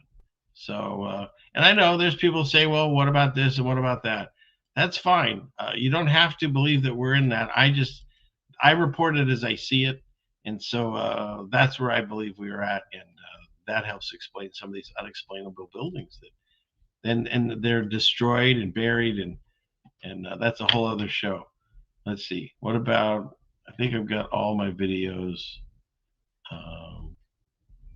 Oh, and they tell you that dragons are not real and giants aren't real, and yet all the old maps and stuff, and including the Chinese horoscope, they have all real animals and a dragon, and yet no panda, because they're sus. And so they tell you that there's no such thing as dragons. There were dinosaurs. Because why? Because dinosaurs help prove their spinning ball and evolution and non-existence of God. Because if you take the dinosaurs out and you bring in the giants' bones they found, and then you find out that there's dragons, which are written about in the Bible. What's last here? We got where is it? Okay, we'll do that one last. I think I got all these things. Okay. So now let's go back into, oh, I know. We haven't talked about Mandela effect in a while. How about this one? You guys know what color chartreuse is? Anyone in the chat? Someone should get fired over this, right? So we were watching this movie the other day, and he started turning sort of a shade of purple. And then this guy, he gets confused. Color on the man like that, Walter. Is that what you say? That's kind of a chartreuse? Uh-oh. Uh-oh. That was someone's getting fired, is what that was. Why would that be someone's getting fired? Because if you thought the color of chartreuse was a purple, like a reddish purple, like I have my whole life, you would be wrong. Because it's always been yellowish green. So now some people I'm seeing in the chat remember yellowish green, but there's those of us, including the people that did that movie or that show, whatever we're watching, that remember that purplish color. Because otherwise, why would they allow that to happen on that show? Why would they allow this person to say that that he's chartreuse if it's not? We were watching this movie the other day, and he started turning sort of a shade of purple. And then this guy, he gets confused. Color on the man like that, Walter. Is that what you say? That's kind of a chartreuse? Chartreuse.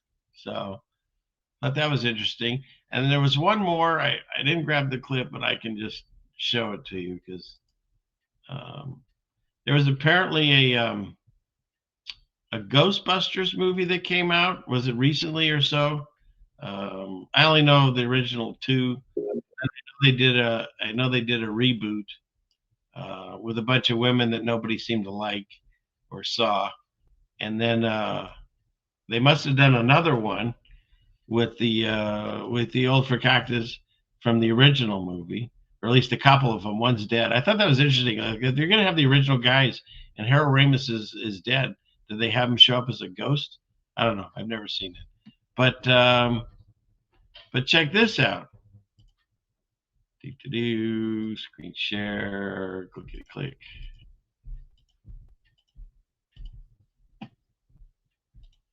So that's Dan Aykroyd. If you're not sure about why I said it like that, he now has an extra Y in his name.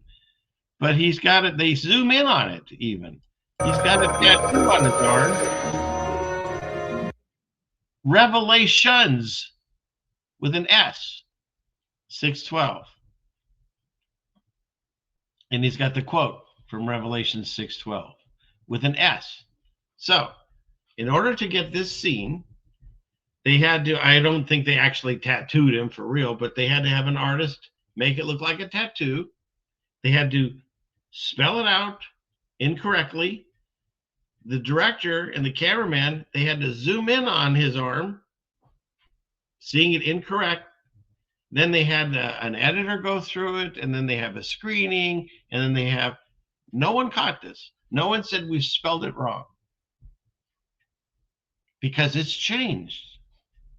Because there's no S in Revelations now. It's no S. And so what I say to that, for that movie, That was someone's getting fired, is what that was.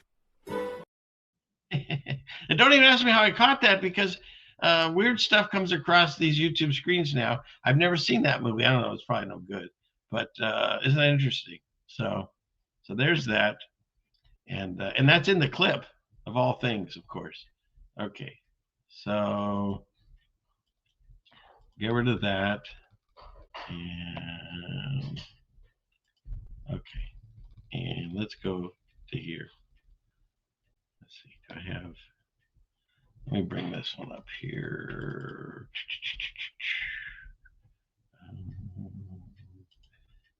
Let's see. All right. There we go. Got that working. So this just happened. Was it today, yesterday? It was just real recent, where Melania decided to come out and basically say, finally, we'll get some justice, with all this Epstein stuff. Hallelujah. So what does she do? She comes out and basically says there's lies being told about her being friends with Epstein. With the disgraceful Jeffrey Epstein need to end today. It's Fox, so but she basically says that they've been lying and she's not friends with them. That's why I put her in the thumbnail, like the Louder with Crowder guy changed my mind. Let's see, where's that? Can we show that? Let's see, how do we do this? That one. I think I can fix this. Let's see. Where is it? No, it's not there. Oh well. Any case, you saw it. It's they heard the White House. Oh, I know. I can move myself off of the tiny bit here. Let's see if I can do it. There. So see, and then he's got his ballroom, and this is when he was looking at the eclipse. And I decided to put this chemtrail in plane because the skies just look. This was in the actual photo from the White House. I don't know about the ballroom, but that might have been added.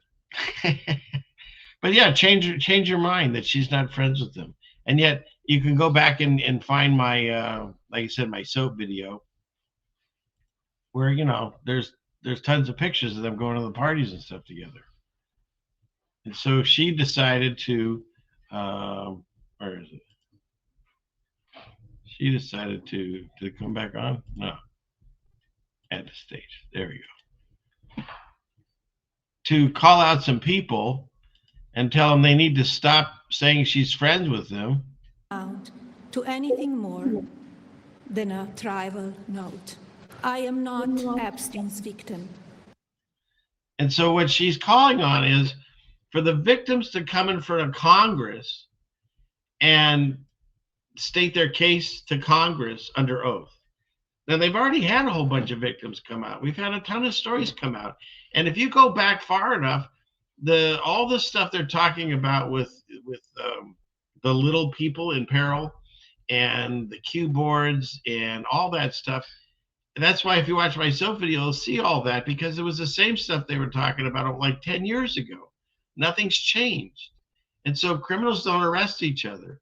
The Kash Patel, what does he say? He said that now there's no files, there's no little black book. All the stuff that was on Pam Bomdi's desk suddenly isn't there. And Kash Patel is bothering himself with other stuff. Lastly, to my friend Charlie Kirk. Rest now, brother. We have the watch. And I'll see you in Valhalla.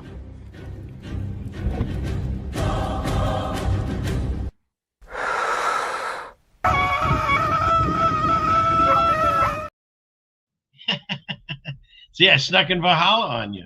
But yeah, so what are they doing? They're not arresting anyone. The black book is gone. All the clients lists are gone. That's why I keep saying, why is Giselle Maxwell in the minimum security, resort that she's in, if she's even there? And Jeffrey Epstein allegedly is unalive, but no one's witnessed it, and all the cameras were off, and on and on and on. Or he's in Valhalla with Charlie Kirk. Who knows?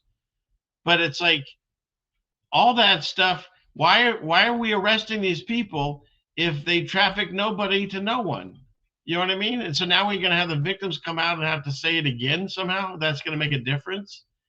There's still no client list. I mean, you can go all the way back, talk about history repeating itself. You got that gal, Heidi Fleiss. Anybody remember that? Anyone old enough to remember that?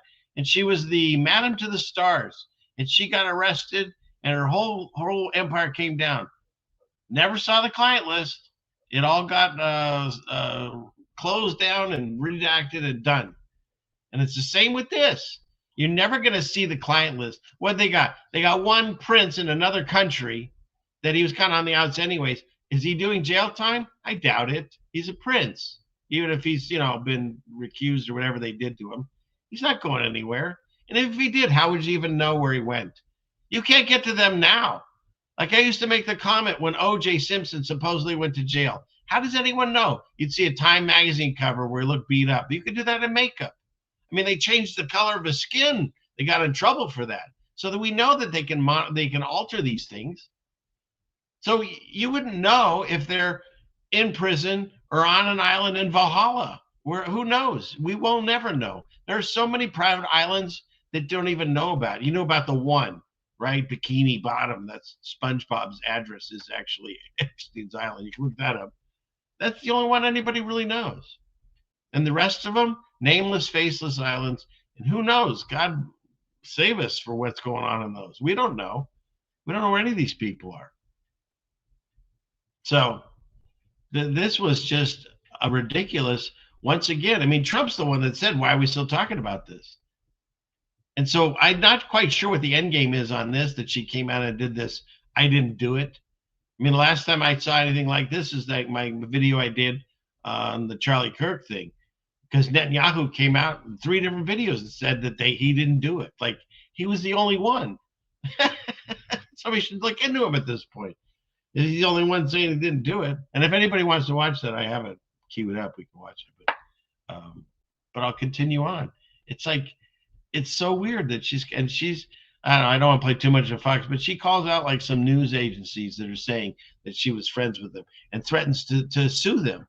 So that's the justice we're going to get. Not anybody goes to, for the crimes that they committed, but the people that are trying to like expose that, they're going to be, right? Or then there's just people who play out saying the whole thing's a hoax. We don't know what to believe. All I know is this.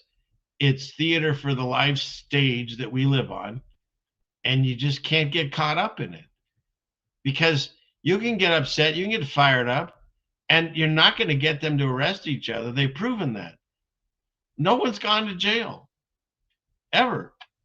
All those years that Trump said he was going to put Hillary in jail, and you elected him to do it, and then he never did it. And then he went to parties and he said how great the Clintons were. They all work together. All of them. Sometimes you enjoy what the president's doing, sometimes you don't.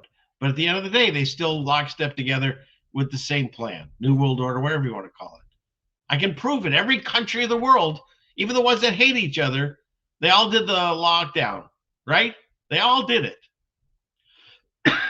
It's because they were giving marching orders from someone higher up. And I'm not even just talking Illuminati family. You go high enough and it's all just Satan, like Dana Carvey used to say. I know that sounds wackadoodle, but no, that's the land we live in. That's how it's been since the beginning of time. When the children of Israel, they escape Pharaoh by God's grace, and then they start complaining, and they want a king. And God's like, I'll be your king. And they're like, no, everyone else has a king. We want a king. Meh, meh, meh. So he said, fine, you'll have government, basically, it says, the rest of your days. So we're never going to get rid of them. So what are you going to do? You're going to vote them out? They're not. They all work together. Voting is like writing a Santa Claus now, I feel. At least on the upper levels. Maybe some local stuff you can get through, but other than that, they're just going to elect whoever they want and select them and then make it seem like you did something.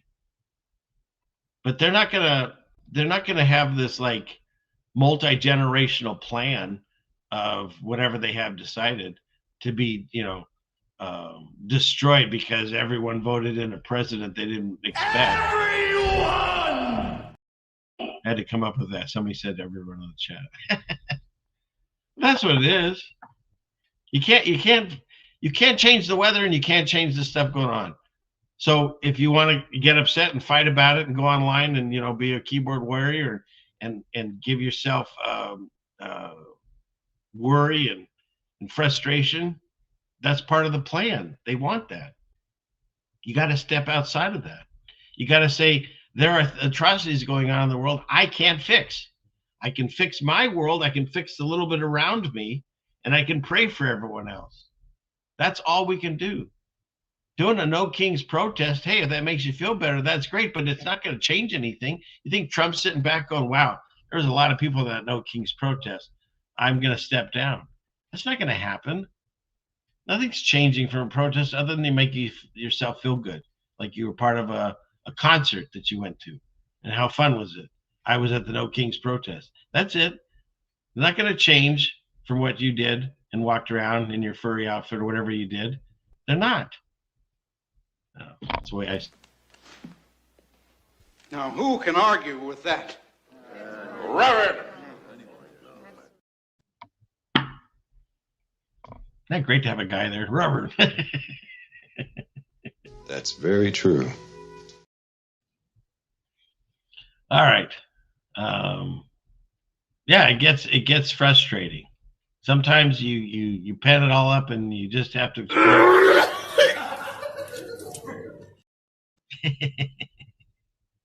I'm finding them all. So okay, all right. Let's see. So I think I kind of covered that as best I could. We'll see how this. It's a bold strategy, Cotton. We'll see how this plays out. But in the meantime, where are we at here? We're already over the 2 hours. What? Wait, where are you? You just got here? All right. You're definitely tardy. I don't feel tardy. I don't feel tardy. Oh, you finally saw my polar bear back there? He came from my visit to Antarctica. Did you know I went there? It's on my channel too. You should check it out. Okay, where are we at? Oh, that's what we're gonna do. Clickety click. We're 2 hours up plus in the show, and we haven't had our dose of scary space news.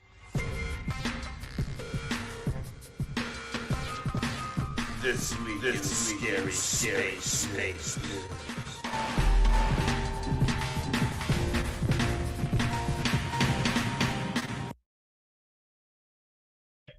Well, starting off, I'm not even sure if this actually counts as scary space news, but it's talking about the actual Earth. And who is it? I think it was Steven, my friend from Down Under. He watches the show Upside Down. I believe it's him that sent me this. If not, I apologize. I get a few different things from different people. But this was Japan had an idea to power the Earth, and it involves 6,800-mile ring around the moon. So they're going to theoretically put solar panels all the way around the moon, and then that'll help power the Earth somehow through smoke and mirrors and science and whatever, and shut up. So there's that. We've solved Earth's energy problem. We'll put solar panels as a ring around the moon. And then there's this one. If you're watching any of the Artemis stuff, we're going to cover some Artemis stuff because it's just ridiculous level of trolling I feel in Artemis. But for some reason, this rocket, when it went up, and the camera didn't pan up until it was gone. And then finally somebody showed there was a video of the actual cameraman. 8, 7, RS-25 engines lit. 4, 3, 2, 1. Booster ignition. And liftoff. The crew of Artemis II now bound for the moon. Humanity's next great voyage begins.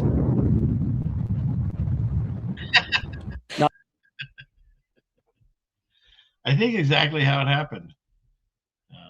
Changed my mind. Okay, what's next? And this, just so you know, just like Sesame Street brought to you by the certain letter, or it was the electric company, and a certain number. Life encapsulated inside the capsule for Artemis 2, right? And which doesn't look all that much different from the original capsule. They really just haven't changed that much. And but I just wanted to make sure you all are aware that the area that they're living in, I guess they're also baking pies. Here it is. Orion's cabin has a habitable volume of what? 330 cubic feet. So the space is basically like 2 minivans that they live inside.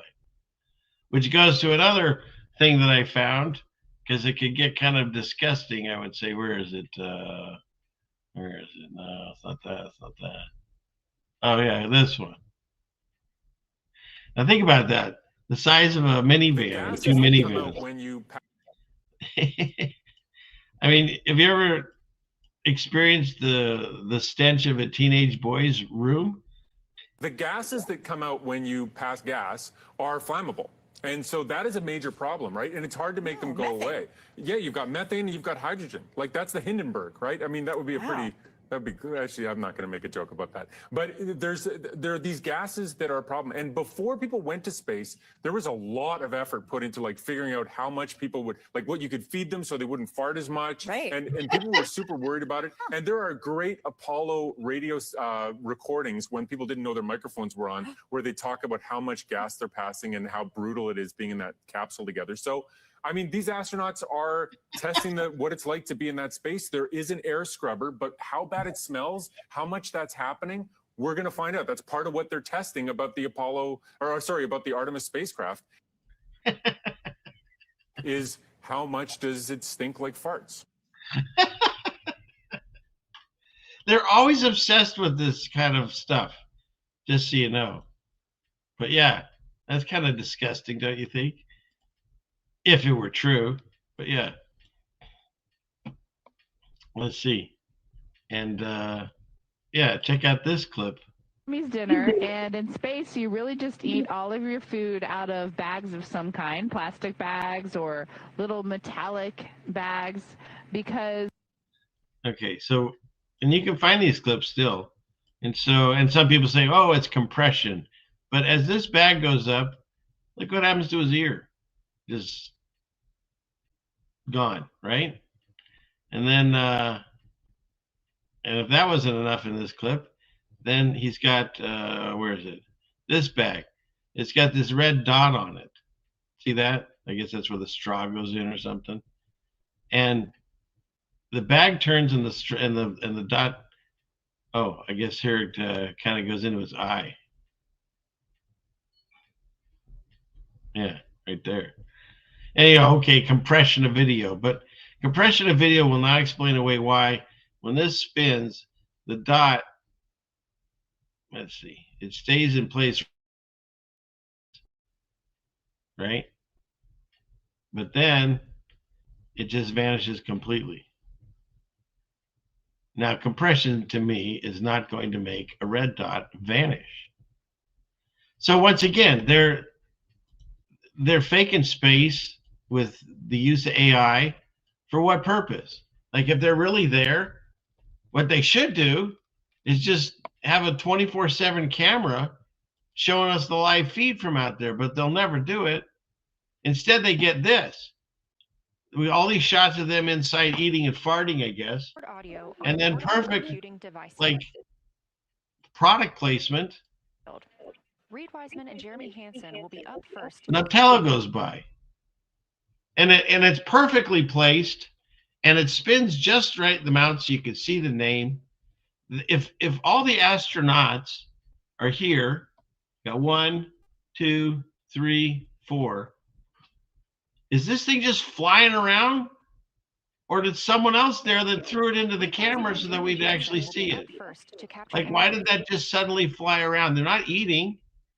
They're working on stuff. And who brought a jar of Nutella? They're going to be up there, what, 10 days? They had to bring a whole jar? Didn't they have like weight allotments and what they could bring and stuff? They're eating everything outside of a bag, but now we got to bring Nutella in the whole freaking jar. They can eat all this? Reed Wiseman and Jeremy Hansen. I mean, talk about product placement. I haven't seen anything this product placement in your face since the Truman Show. Where is this? Where is it? This right here. Let me fix you some of this new Mococo drink. All natural cocoa beans from the upper slopes of Mountain Nicaragua. No artificial sweeteners. I mean, it's the same thing. It's the same thing, right? What the hell are you talking about? Who are you talking to? It's a joke. It's a joke. Where's the live feed from the moon of the Earth spinning around? Where's the zoom lens so my friends in Australia and I are driving upside down? Where is it? I don't see it. Instead, we get Nutella flying around. Where's that thing? I'll show you. I have it on a video. After I went to Antarctica, I then went to Australia, and I'll show you what it's supposed to look like. Here we go. Picture go forward. Come on, YouTube. Play. Doesn't want to play. All right. Let's try refresh it. Maybe. There you go. News from Australia. Okay. Go here. Go here. Clickety click. Here we go. Australia. This is what happens when you go to Australia. I can't have the music because copyright on that. So you take off from America. We leave the A off if you're really from America. And then the pilot then flips the plane upside down.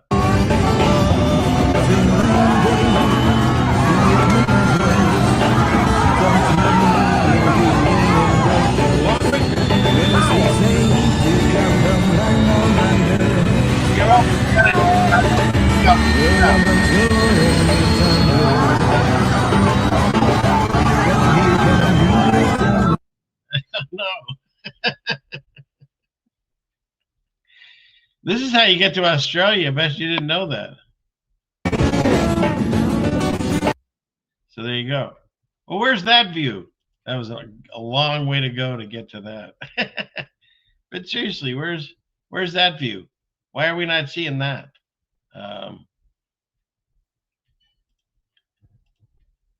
No, they don't zoom in.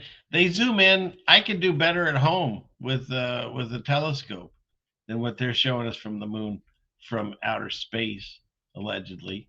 All right, let's go back into this. Finish up the scary space news. Got this. Here we go. There was a moment.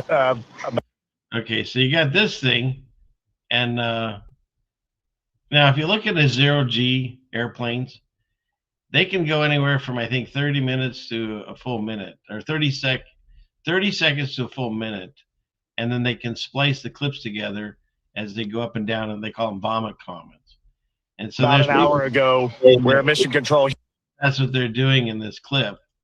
What I don't understand is, I don't know what's going on in this guy's pocket, but it's very disturbing. It makes it hard for me to watch the rest of the clip.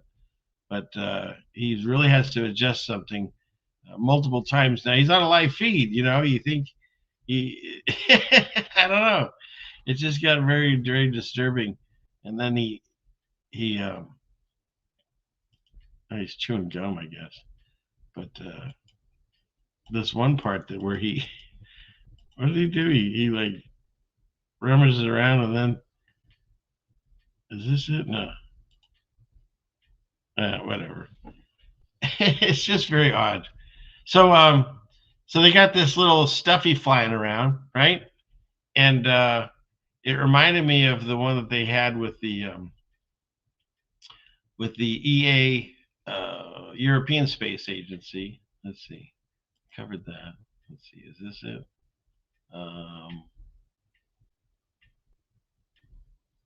Oh, here it is. Here's the stuffy. All right. So you got this scene, but here's the interesting part.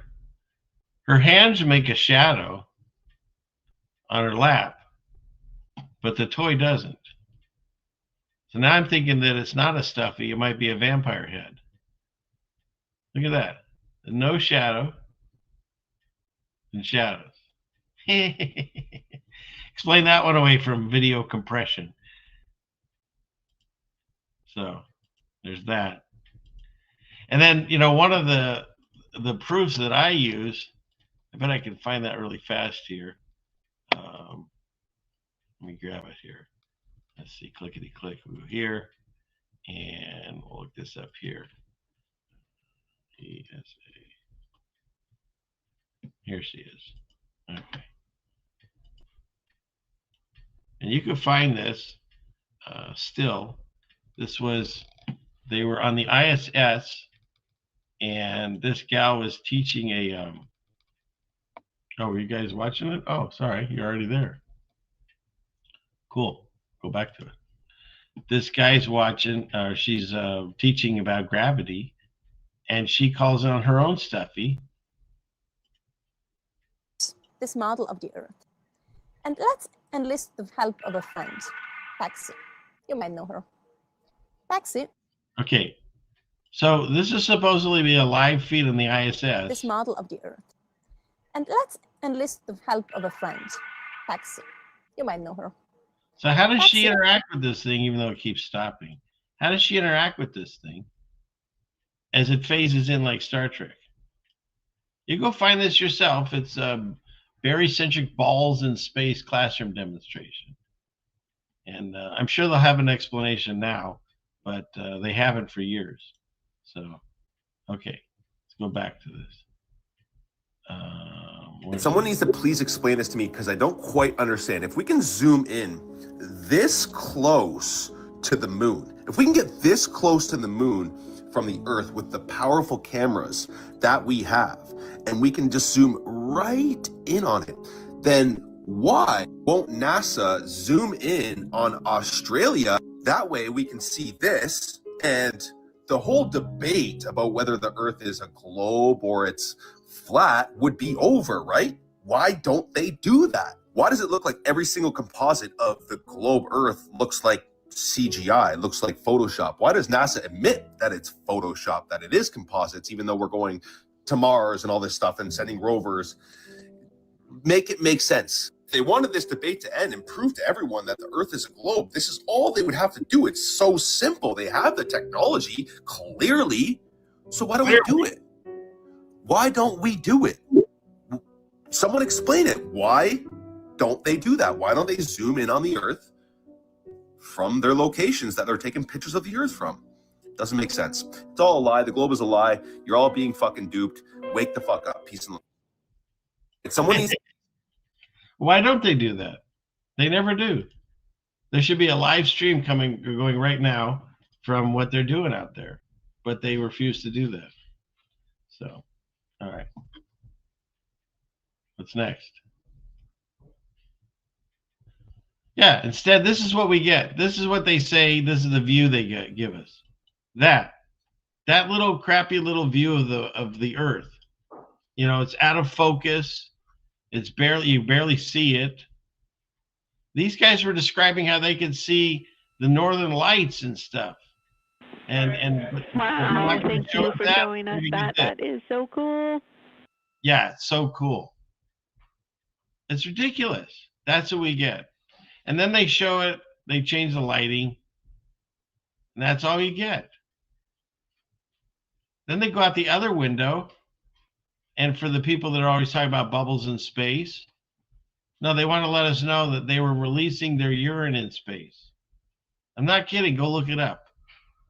They always have to talk like kindergartners, poop and pee. So there you go. Those are the views we get. We get to see that that's all their bio emissions going out into space. Anybody see Carrie Fisher? I know she's out there somewhere. What was that disgusting thing? All right. What's next? What about this one? Oh, and then of course your fearless leader, he messed up the whole dialogue thing, right? You're supposed to have a delay because you're in space. So they had audio cut out, fittingly. That's the same thing we were having happen here. And so he's checking to make sure there's audio. Now, in between when he says something and we hear it, it should be a 9-second delay, I think they say. But not with our president, because he does everything better than everyone else. He don't need no 9-second delay. He's just right on top. Trader Alex, I'm going to just get a quick comm check, make sure you guys are still on the line and we didn't have a handover. I am. Yes, I am. Like God himself speaking. I am. And integrity and see, they had a 9-second delay to hear that. But how did the president answer him so quickly if we were listening to what they said on our end? You know what I mean? And we didn't have a handover. I am. Yes, I am. They can't even lie correctly. They can't help themselves. And he even goes on to talk about how it's the transmission so far. That's why it's so difficult to get these things done. But no, he's okay with it. He has his own link in, I guess, or something. He has his own particular Starlink. All right. And then this gal, she kind of summed it all up pretty good in a minute some video. Check this All out. this chaos surrounding this return to the moon feels like the real launch. Like this image circulating of this NASA employee with a satanic tattoo. I guess it makes sense since NASA is just Satan minus T. These photos of T minus, right? The moon going viral. People are claiming that these clouds didn't move, that the pictures were taken 12 hours apart. But in actuality, NASA put out this tweet saying that these pictures were taken 1 minute apart, if the pictures are even real. NASA is infamous for putting out CGI photos. Have you seen the little toy that they brought into space? Its nickname is ZGI, which stands for Zero Gravity Indicator, but it sounds a lot like CGI. The Artemis shuttle was 322 feet tall. That's the number for skulls and bones. Then they launched this shuttle on April 1st, April Fool's Day, at 6:24 p.m. 6:24 is June 24th, which is the birthday for Freemasonry. I mean, the fact that there's all these coincidences, it just is not a coincidence.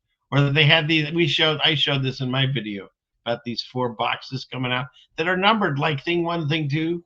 They had to let us know, one for each astronaut. There's also this video that's going viral where the astronauts are believed to have exited the shuttle before the launch even happened. But look how obvious this is. It says 1, 2, 3, 4. Like, this is too obvious. The spacesuits resemble Freemasonry attire. Anton LaVey, the founder of the Church of Satan, says that Freemasonry served as a rudimentary screening process for organized Satanism for those that naively think that politics and ritual magic do not mix. In order to bring in a new world or a new system, they have to destroy the old one. The method being used to destroy it is chaos magic.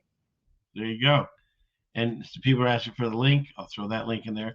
And don't forget, the top magician, sorceress in the satanic, whatever it is MAGA, M-A-G-A. You can look that up too. Okay, I'll throw this one into my Rumble people over there. Good to see you still over there. Okay. And then this one was sent to me just before the show. This guy's getting really popular, this French guy. and he has some of the same, but a little different, little extra in this one. So thank you for that. Let's see.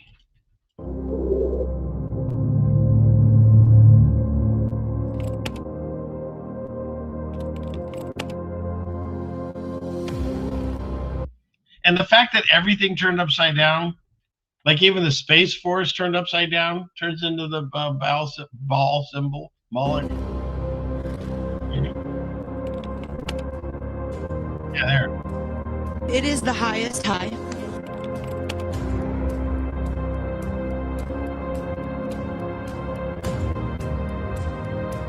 We're going to the moon.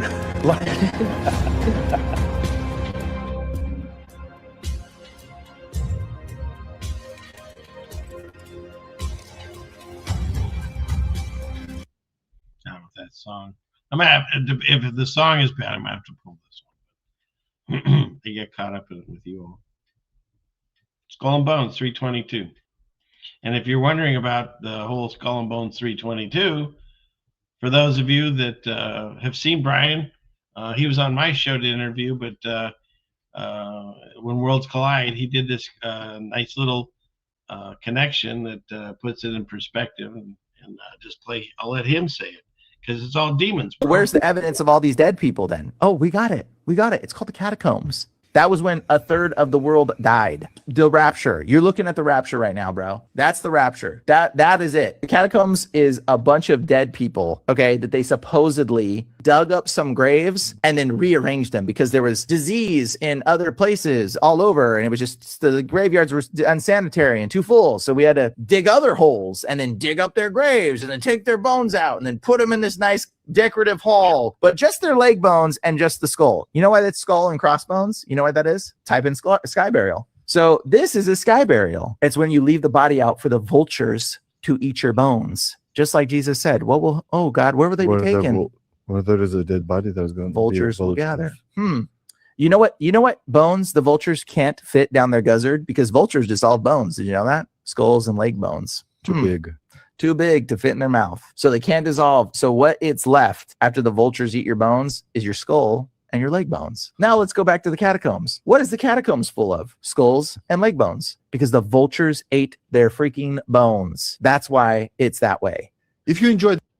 So anything of that? I couldn't have said it better myself. So thank you, Brian, for that. So yeah, when it comes down to is, this is a battle for your soul. All of this stuff, whether it's the lies of NASA, it's the lies of the world, Epstein, all that stuff, all of it is here to affect you and mess with you and make you stay constantly in a state of fear, and so you don't have a chance to critically think. Because if you did have a chance to critically think, you can see the world in a way that some people are starting to notice. Like, for instance, I got one more video here to show you. This one. And my children are grown.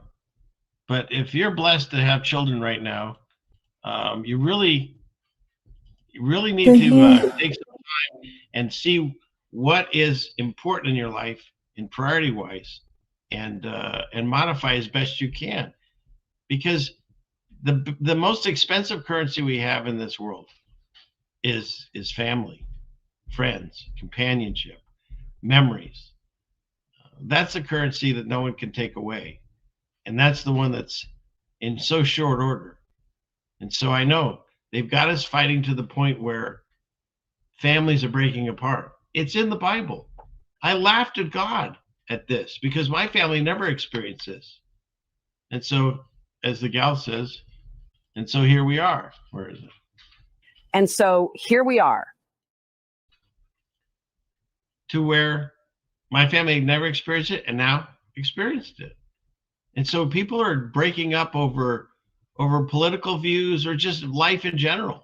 You want to really upset people in your family, tell them that you don't believe you're a spinning ball flying through space and NASA and space is fake. They get upset. And I was like them. I just see it differently now. I see through the lies. So I'll present them and I'll discuss them. I won't try to convince them, because that's only until God opens your eyes. And I think part of that process is you have to want it, right? It's the same thing with faith, with healing. The only people Jesus ever healed in the Bible had faith that he could do it. So I'm just going to continue to present this information.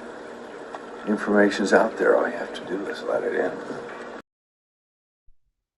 And those that have eyes to see and ears to hear also means people that might see it and might kind of hear what you're saying, but they live in the real world and they don't want to.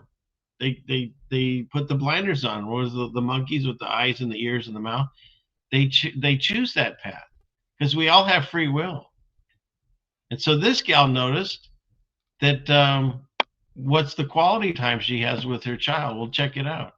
It's shocking. It's in a way frightening. We have 24 hours in our day. I'm going to go through and basically show you how much quality time I get with my son.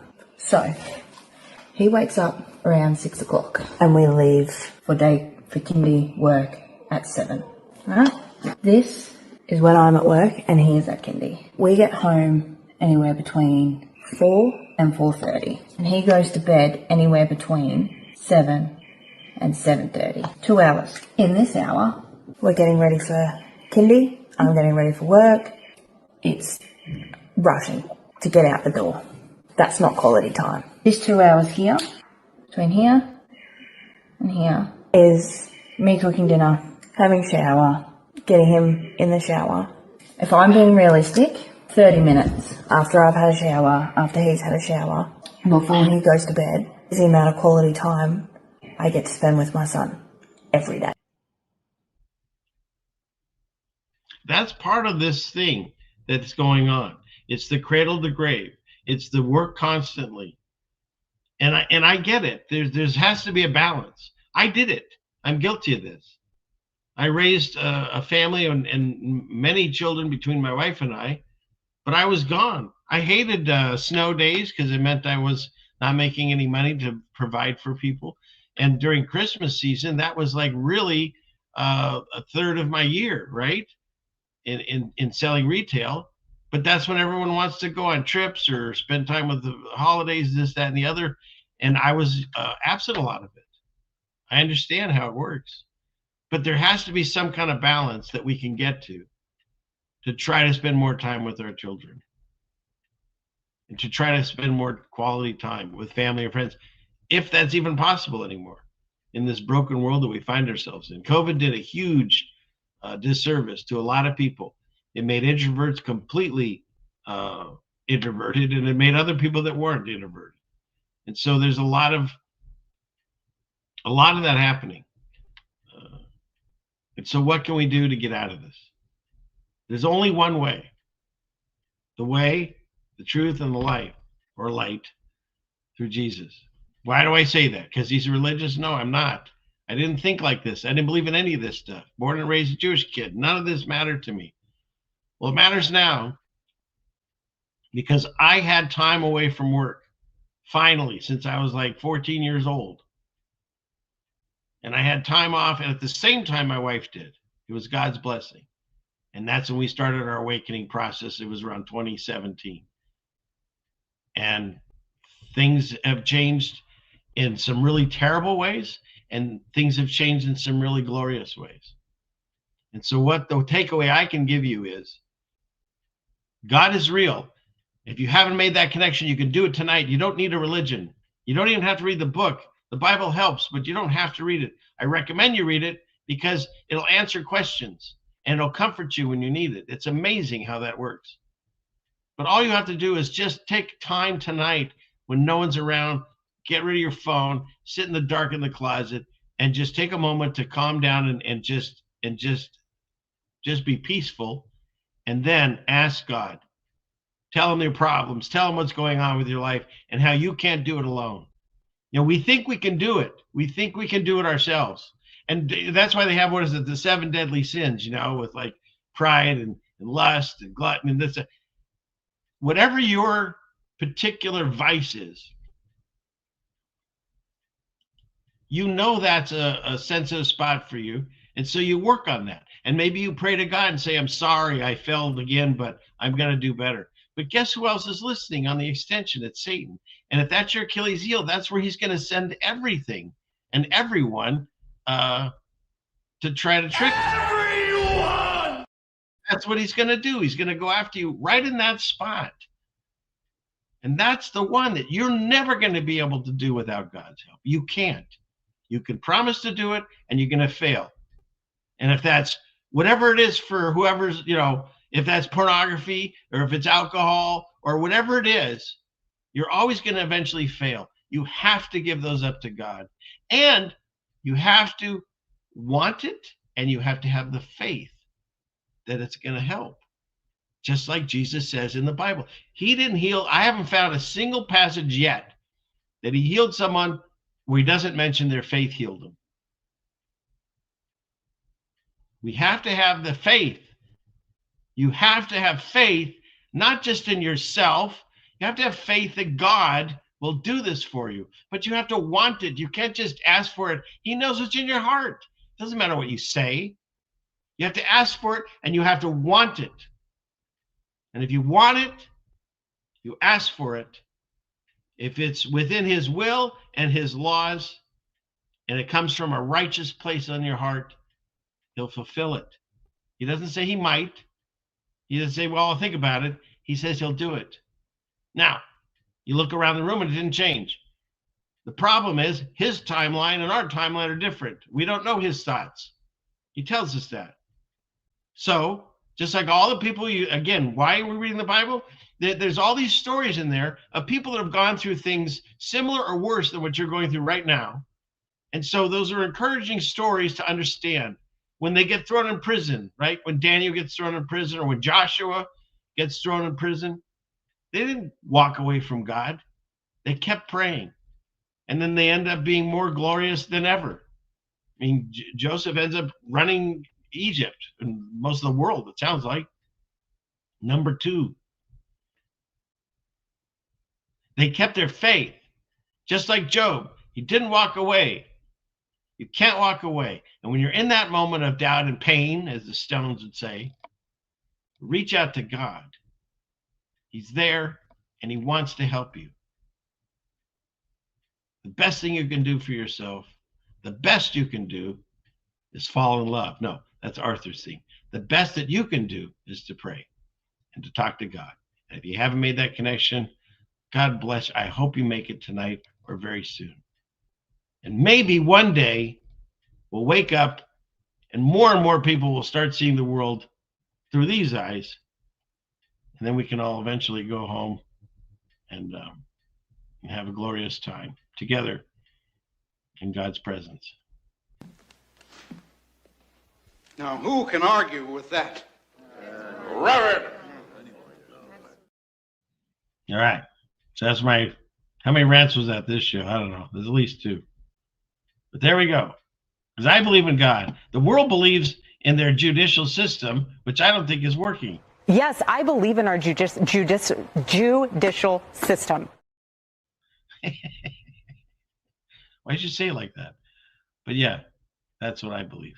I believe the way out is finding that connection to God. And I pray to God you find it tonight. And so as we find ourselves parting, it's been a wonderful almost 3 hours. We're going long time. And I just want to say, dear Father in heaven, please watch over us, guide us through these times. Help us in our hearts. Help us heal us. Give us the comfort that we're looking for. Carry us through the times, the things that we can't figure out and the things that we can't get rid of on our own. Do that for us. Take away our pain. Take away our sins that you've promised to do. We thank you for all of our blessings. And as we do this walk, we realize it's a long walk, it's tireless, but at the same time, there's so much joy that we know that you're with us now. And I thank you for waking my eyes up and anyone else that's listening to the sound of my voice right now. What a blessing. As Monk would say, it's a blessing and a curse, but I see the blessing in it, and thank you for that. And I pray that one day more and more people will have their eyes opened and ears opened and unharden their hearts right now. With all the people here, with all the power of prayer, dear Lord, help unharden the hearts and open the eyes and ears of the people that we love and the people we might not ever meet. But they need your help, and we want to be there for you. And we thank you for being vessels to allow us to help with this moment. I thank you from the top and bottom of my heart. In Jesus' name, amen. All right. That's about it. It's 2 hours, 45 minutes or so. So I think I'm tapped out. You got all the videos I had. We're going to end the class here. Class is dismissed. All right. Now, it's either the best song on the internet for an outro, well, or it's the saddest one, or it's both. But here it comes. Thank you again for being here. Thank you for all the people that have been here tonight and will watch it later. Don't forget to hit that like button, share, subscribe, whatever you can to help with the algorithm, the channel. It's all appreciated. And to those that are supporting it in other ways, thank you very much. It's all wonderful, and I appreciate my chat. Write me letters, email ceilingfanman2020@gmail.com if you something you want to talk to me about. I do my best to answer every single person. So thank you again for everyone that's here. And we'll see you again soon. God willing, let's do this again next Friday night. Same bad time, same bad channel. See you then. Have a good night. I'm the satellite.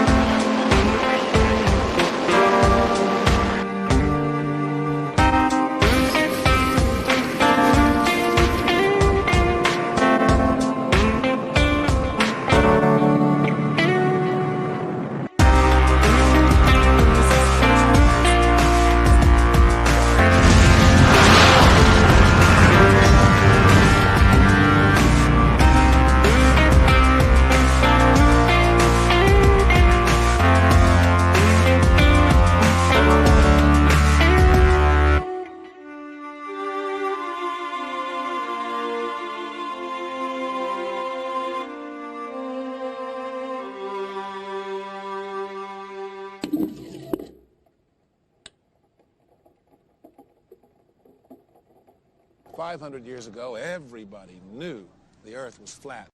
Satellite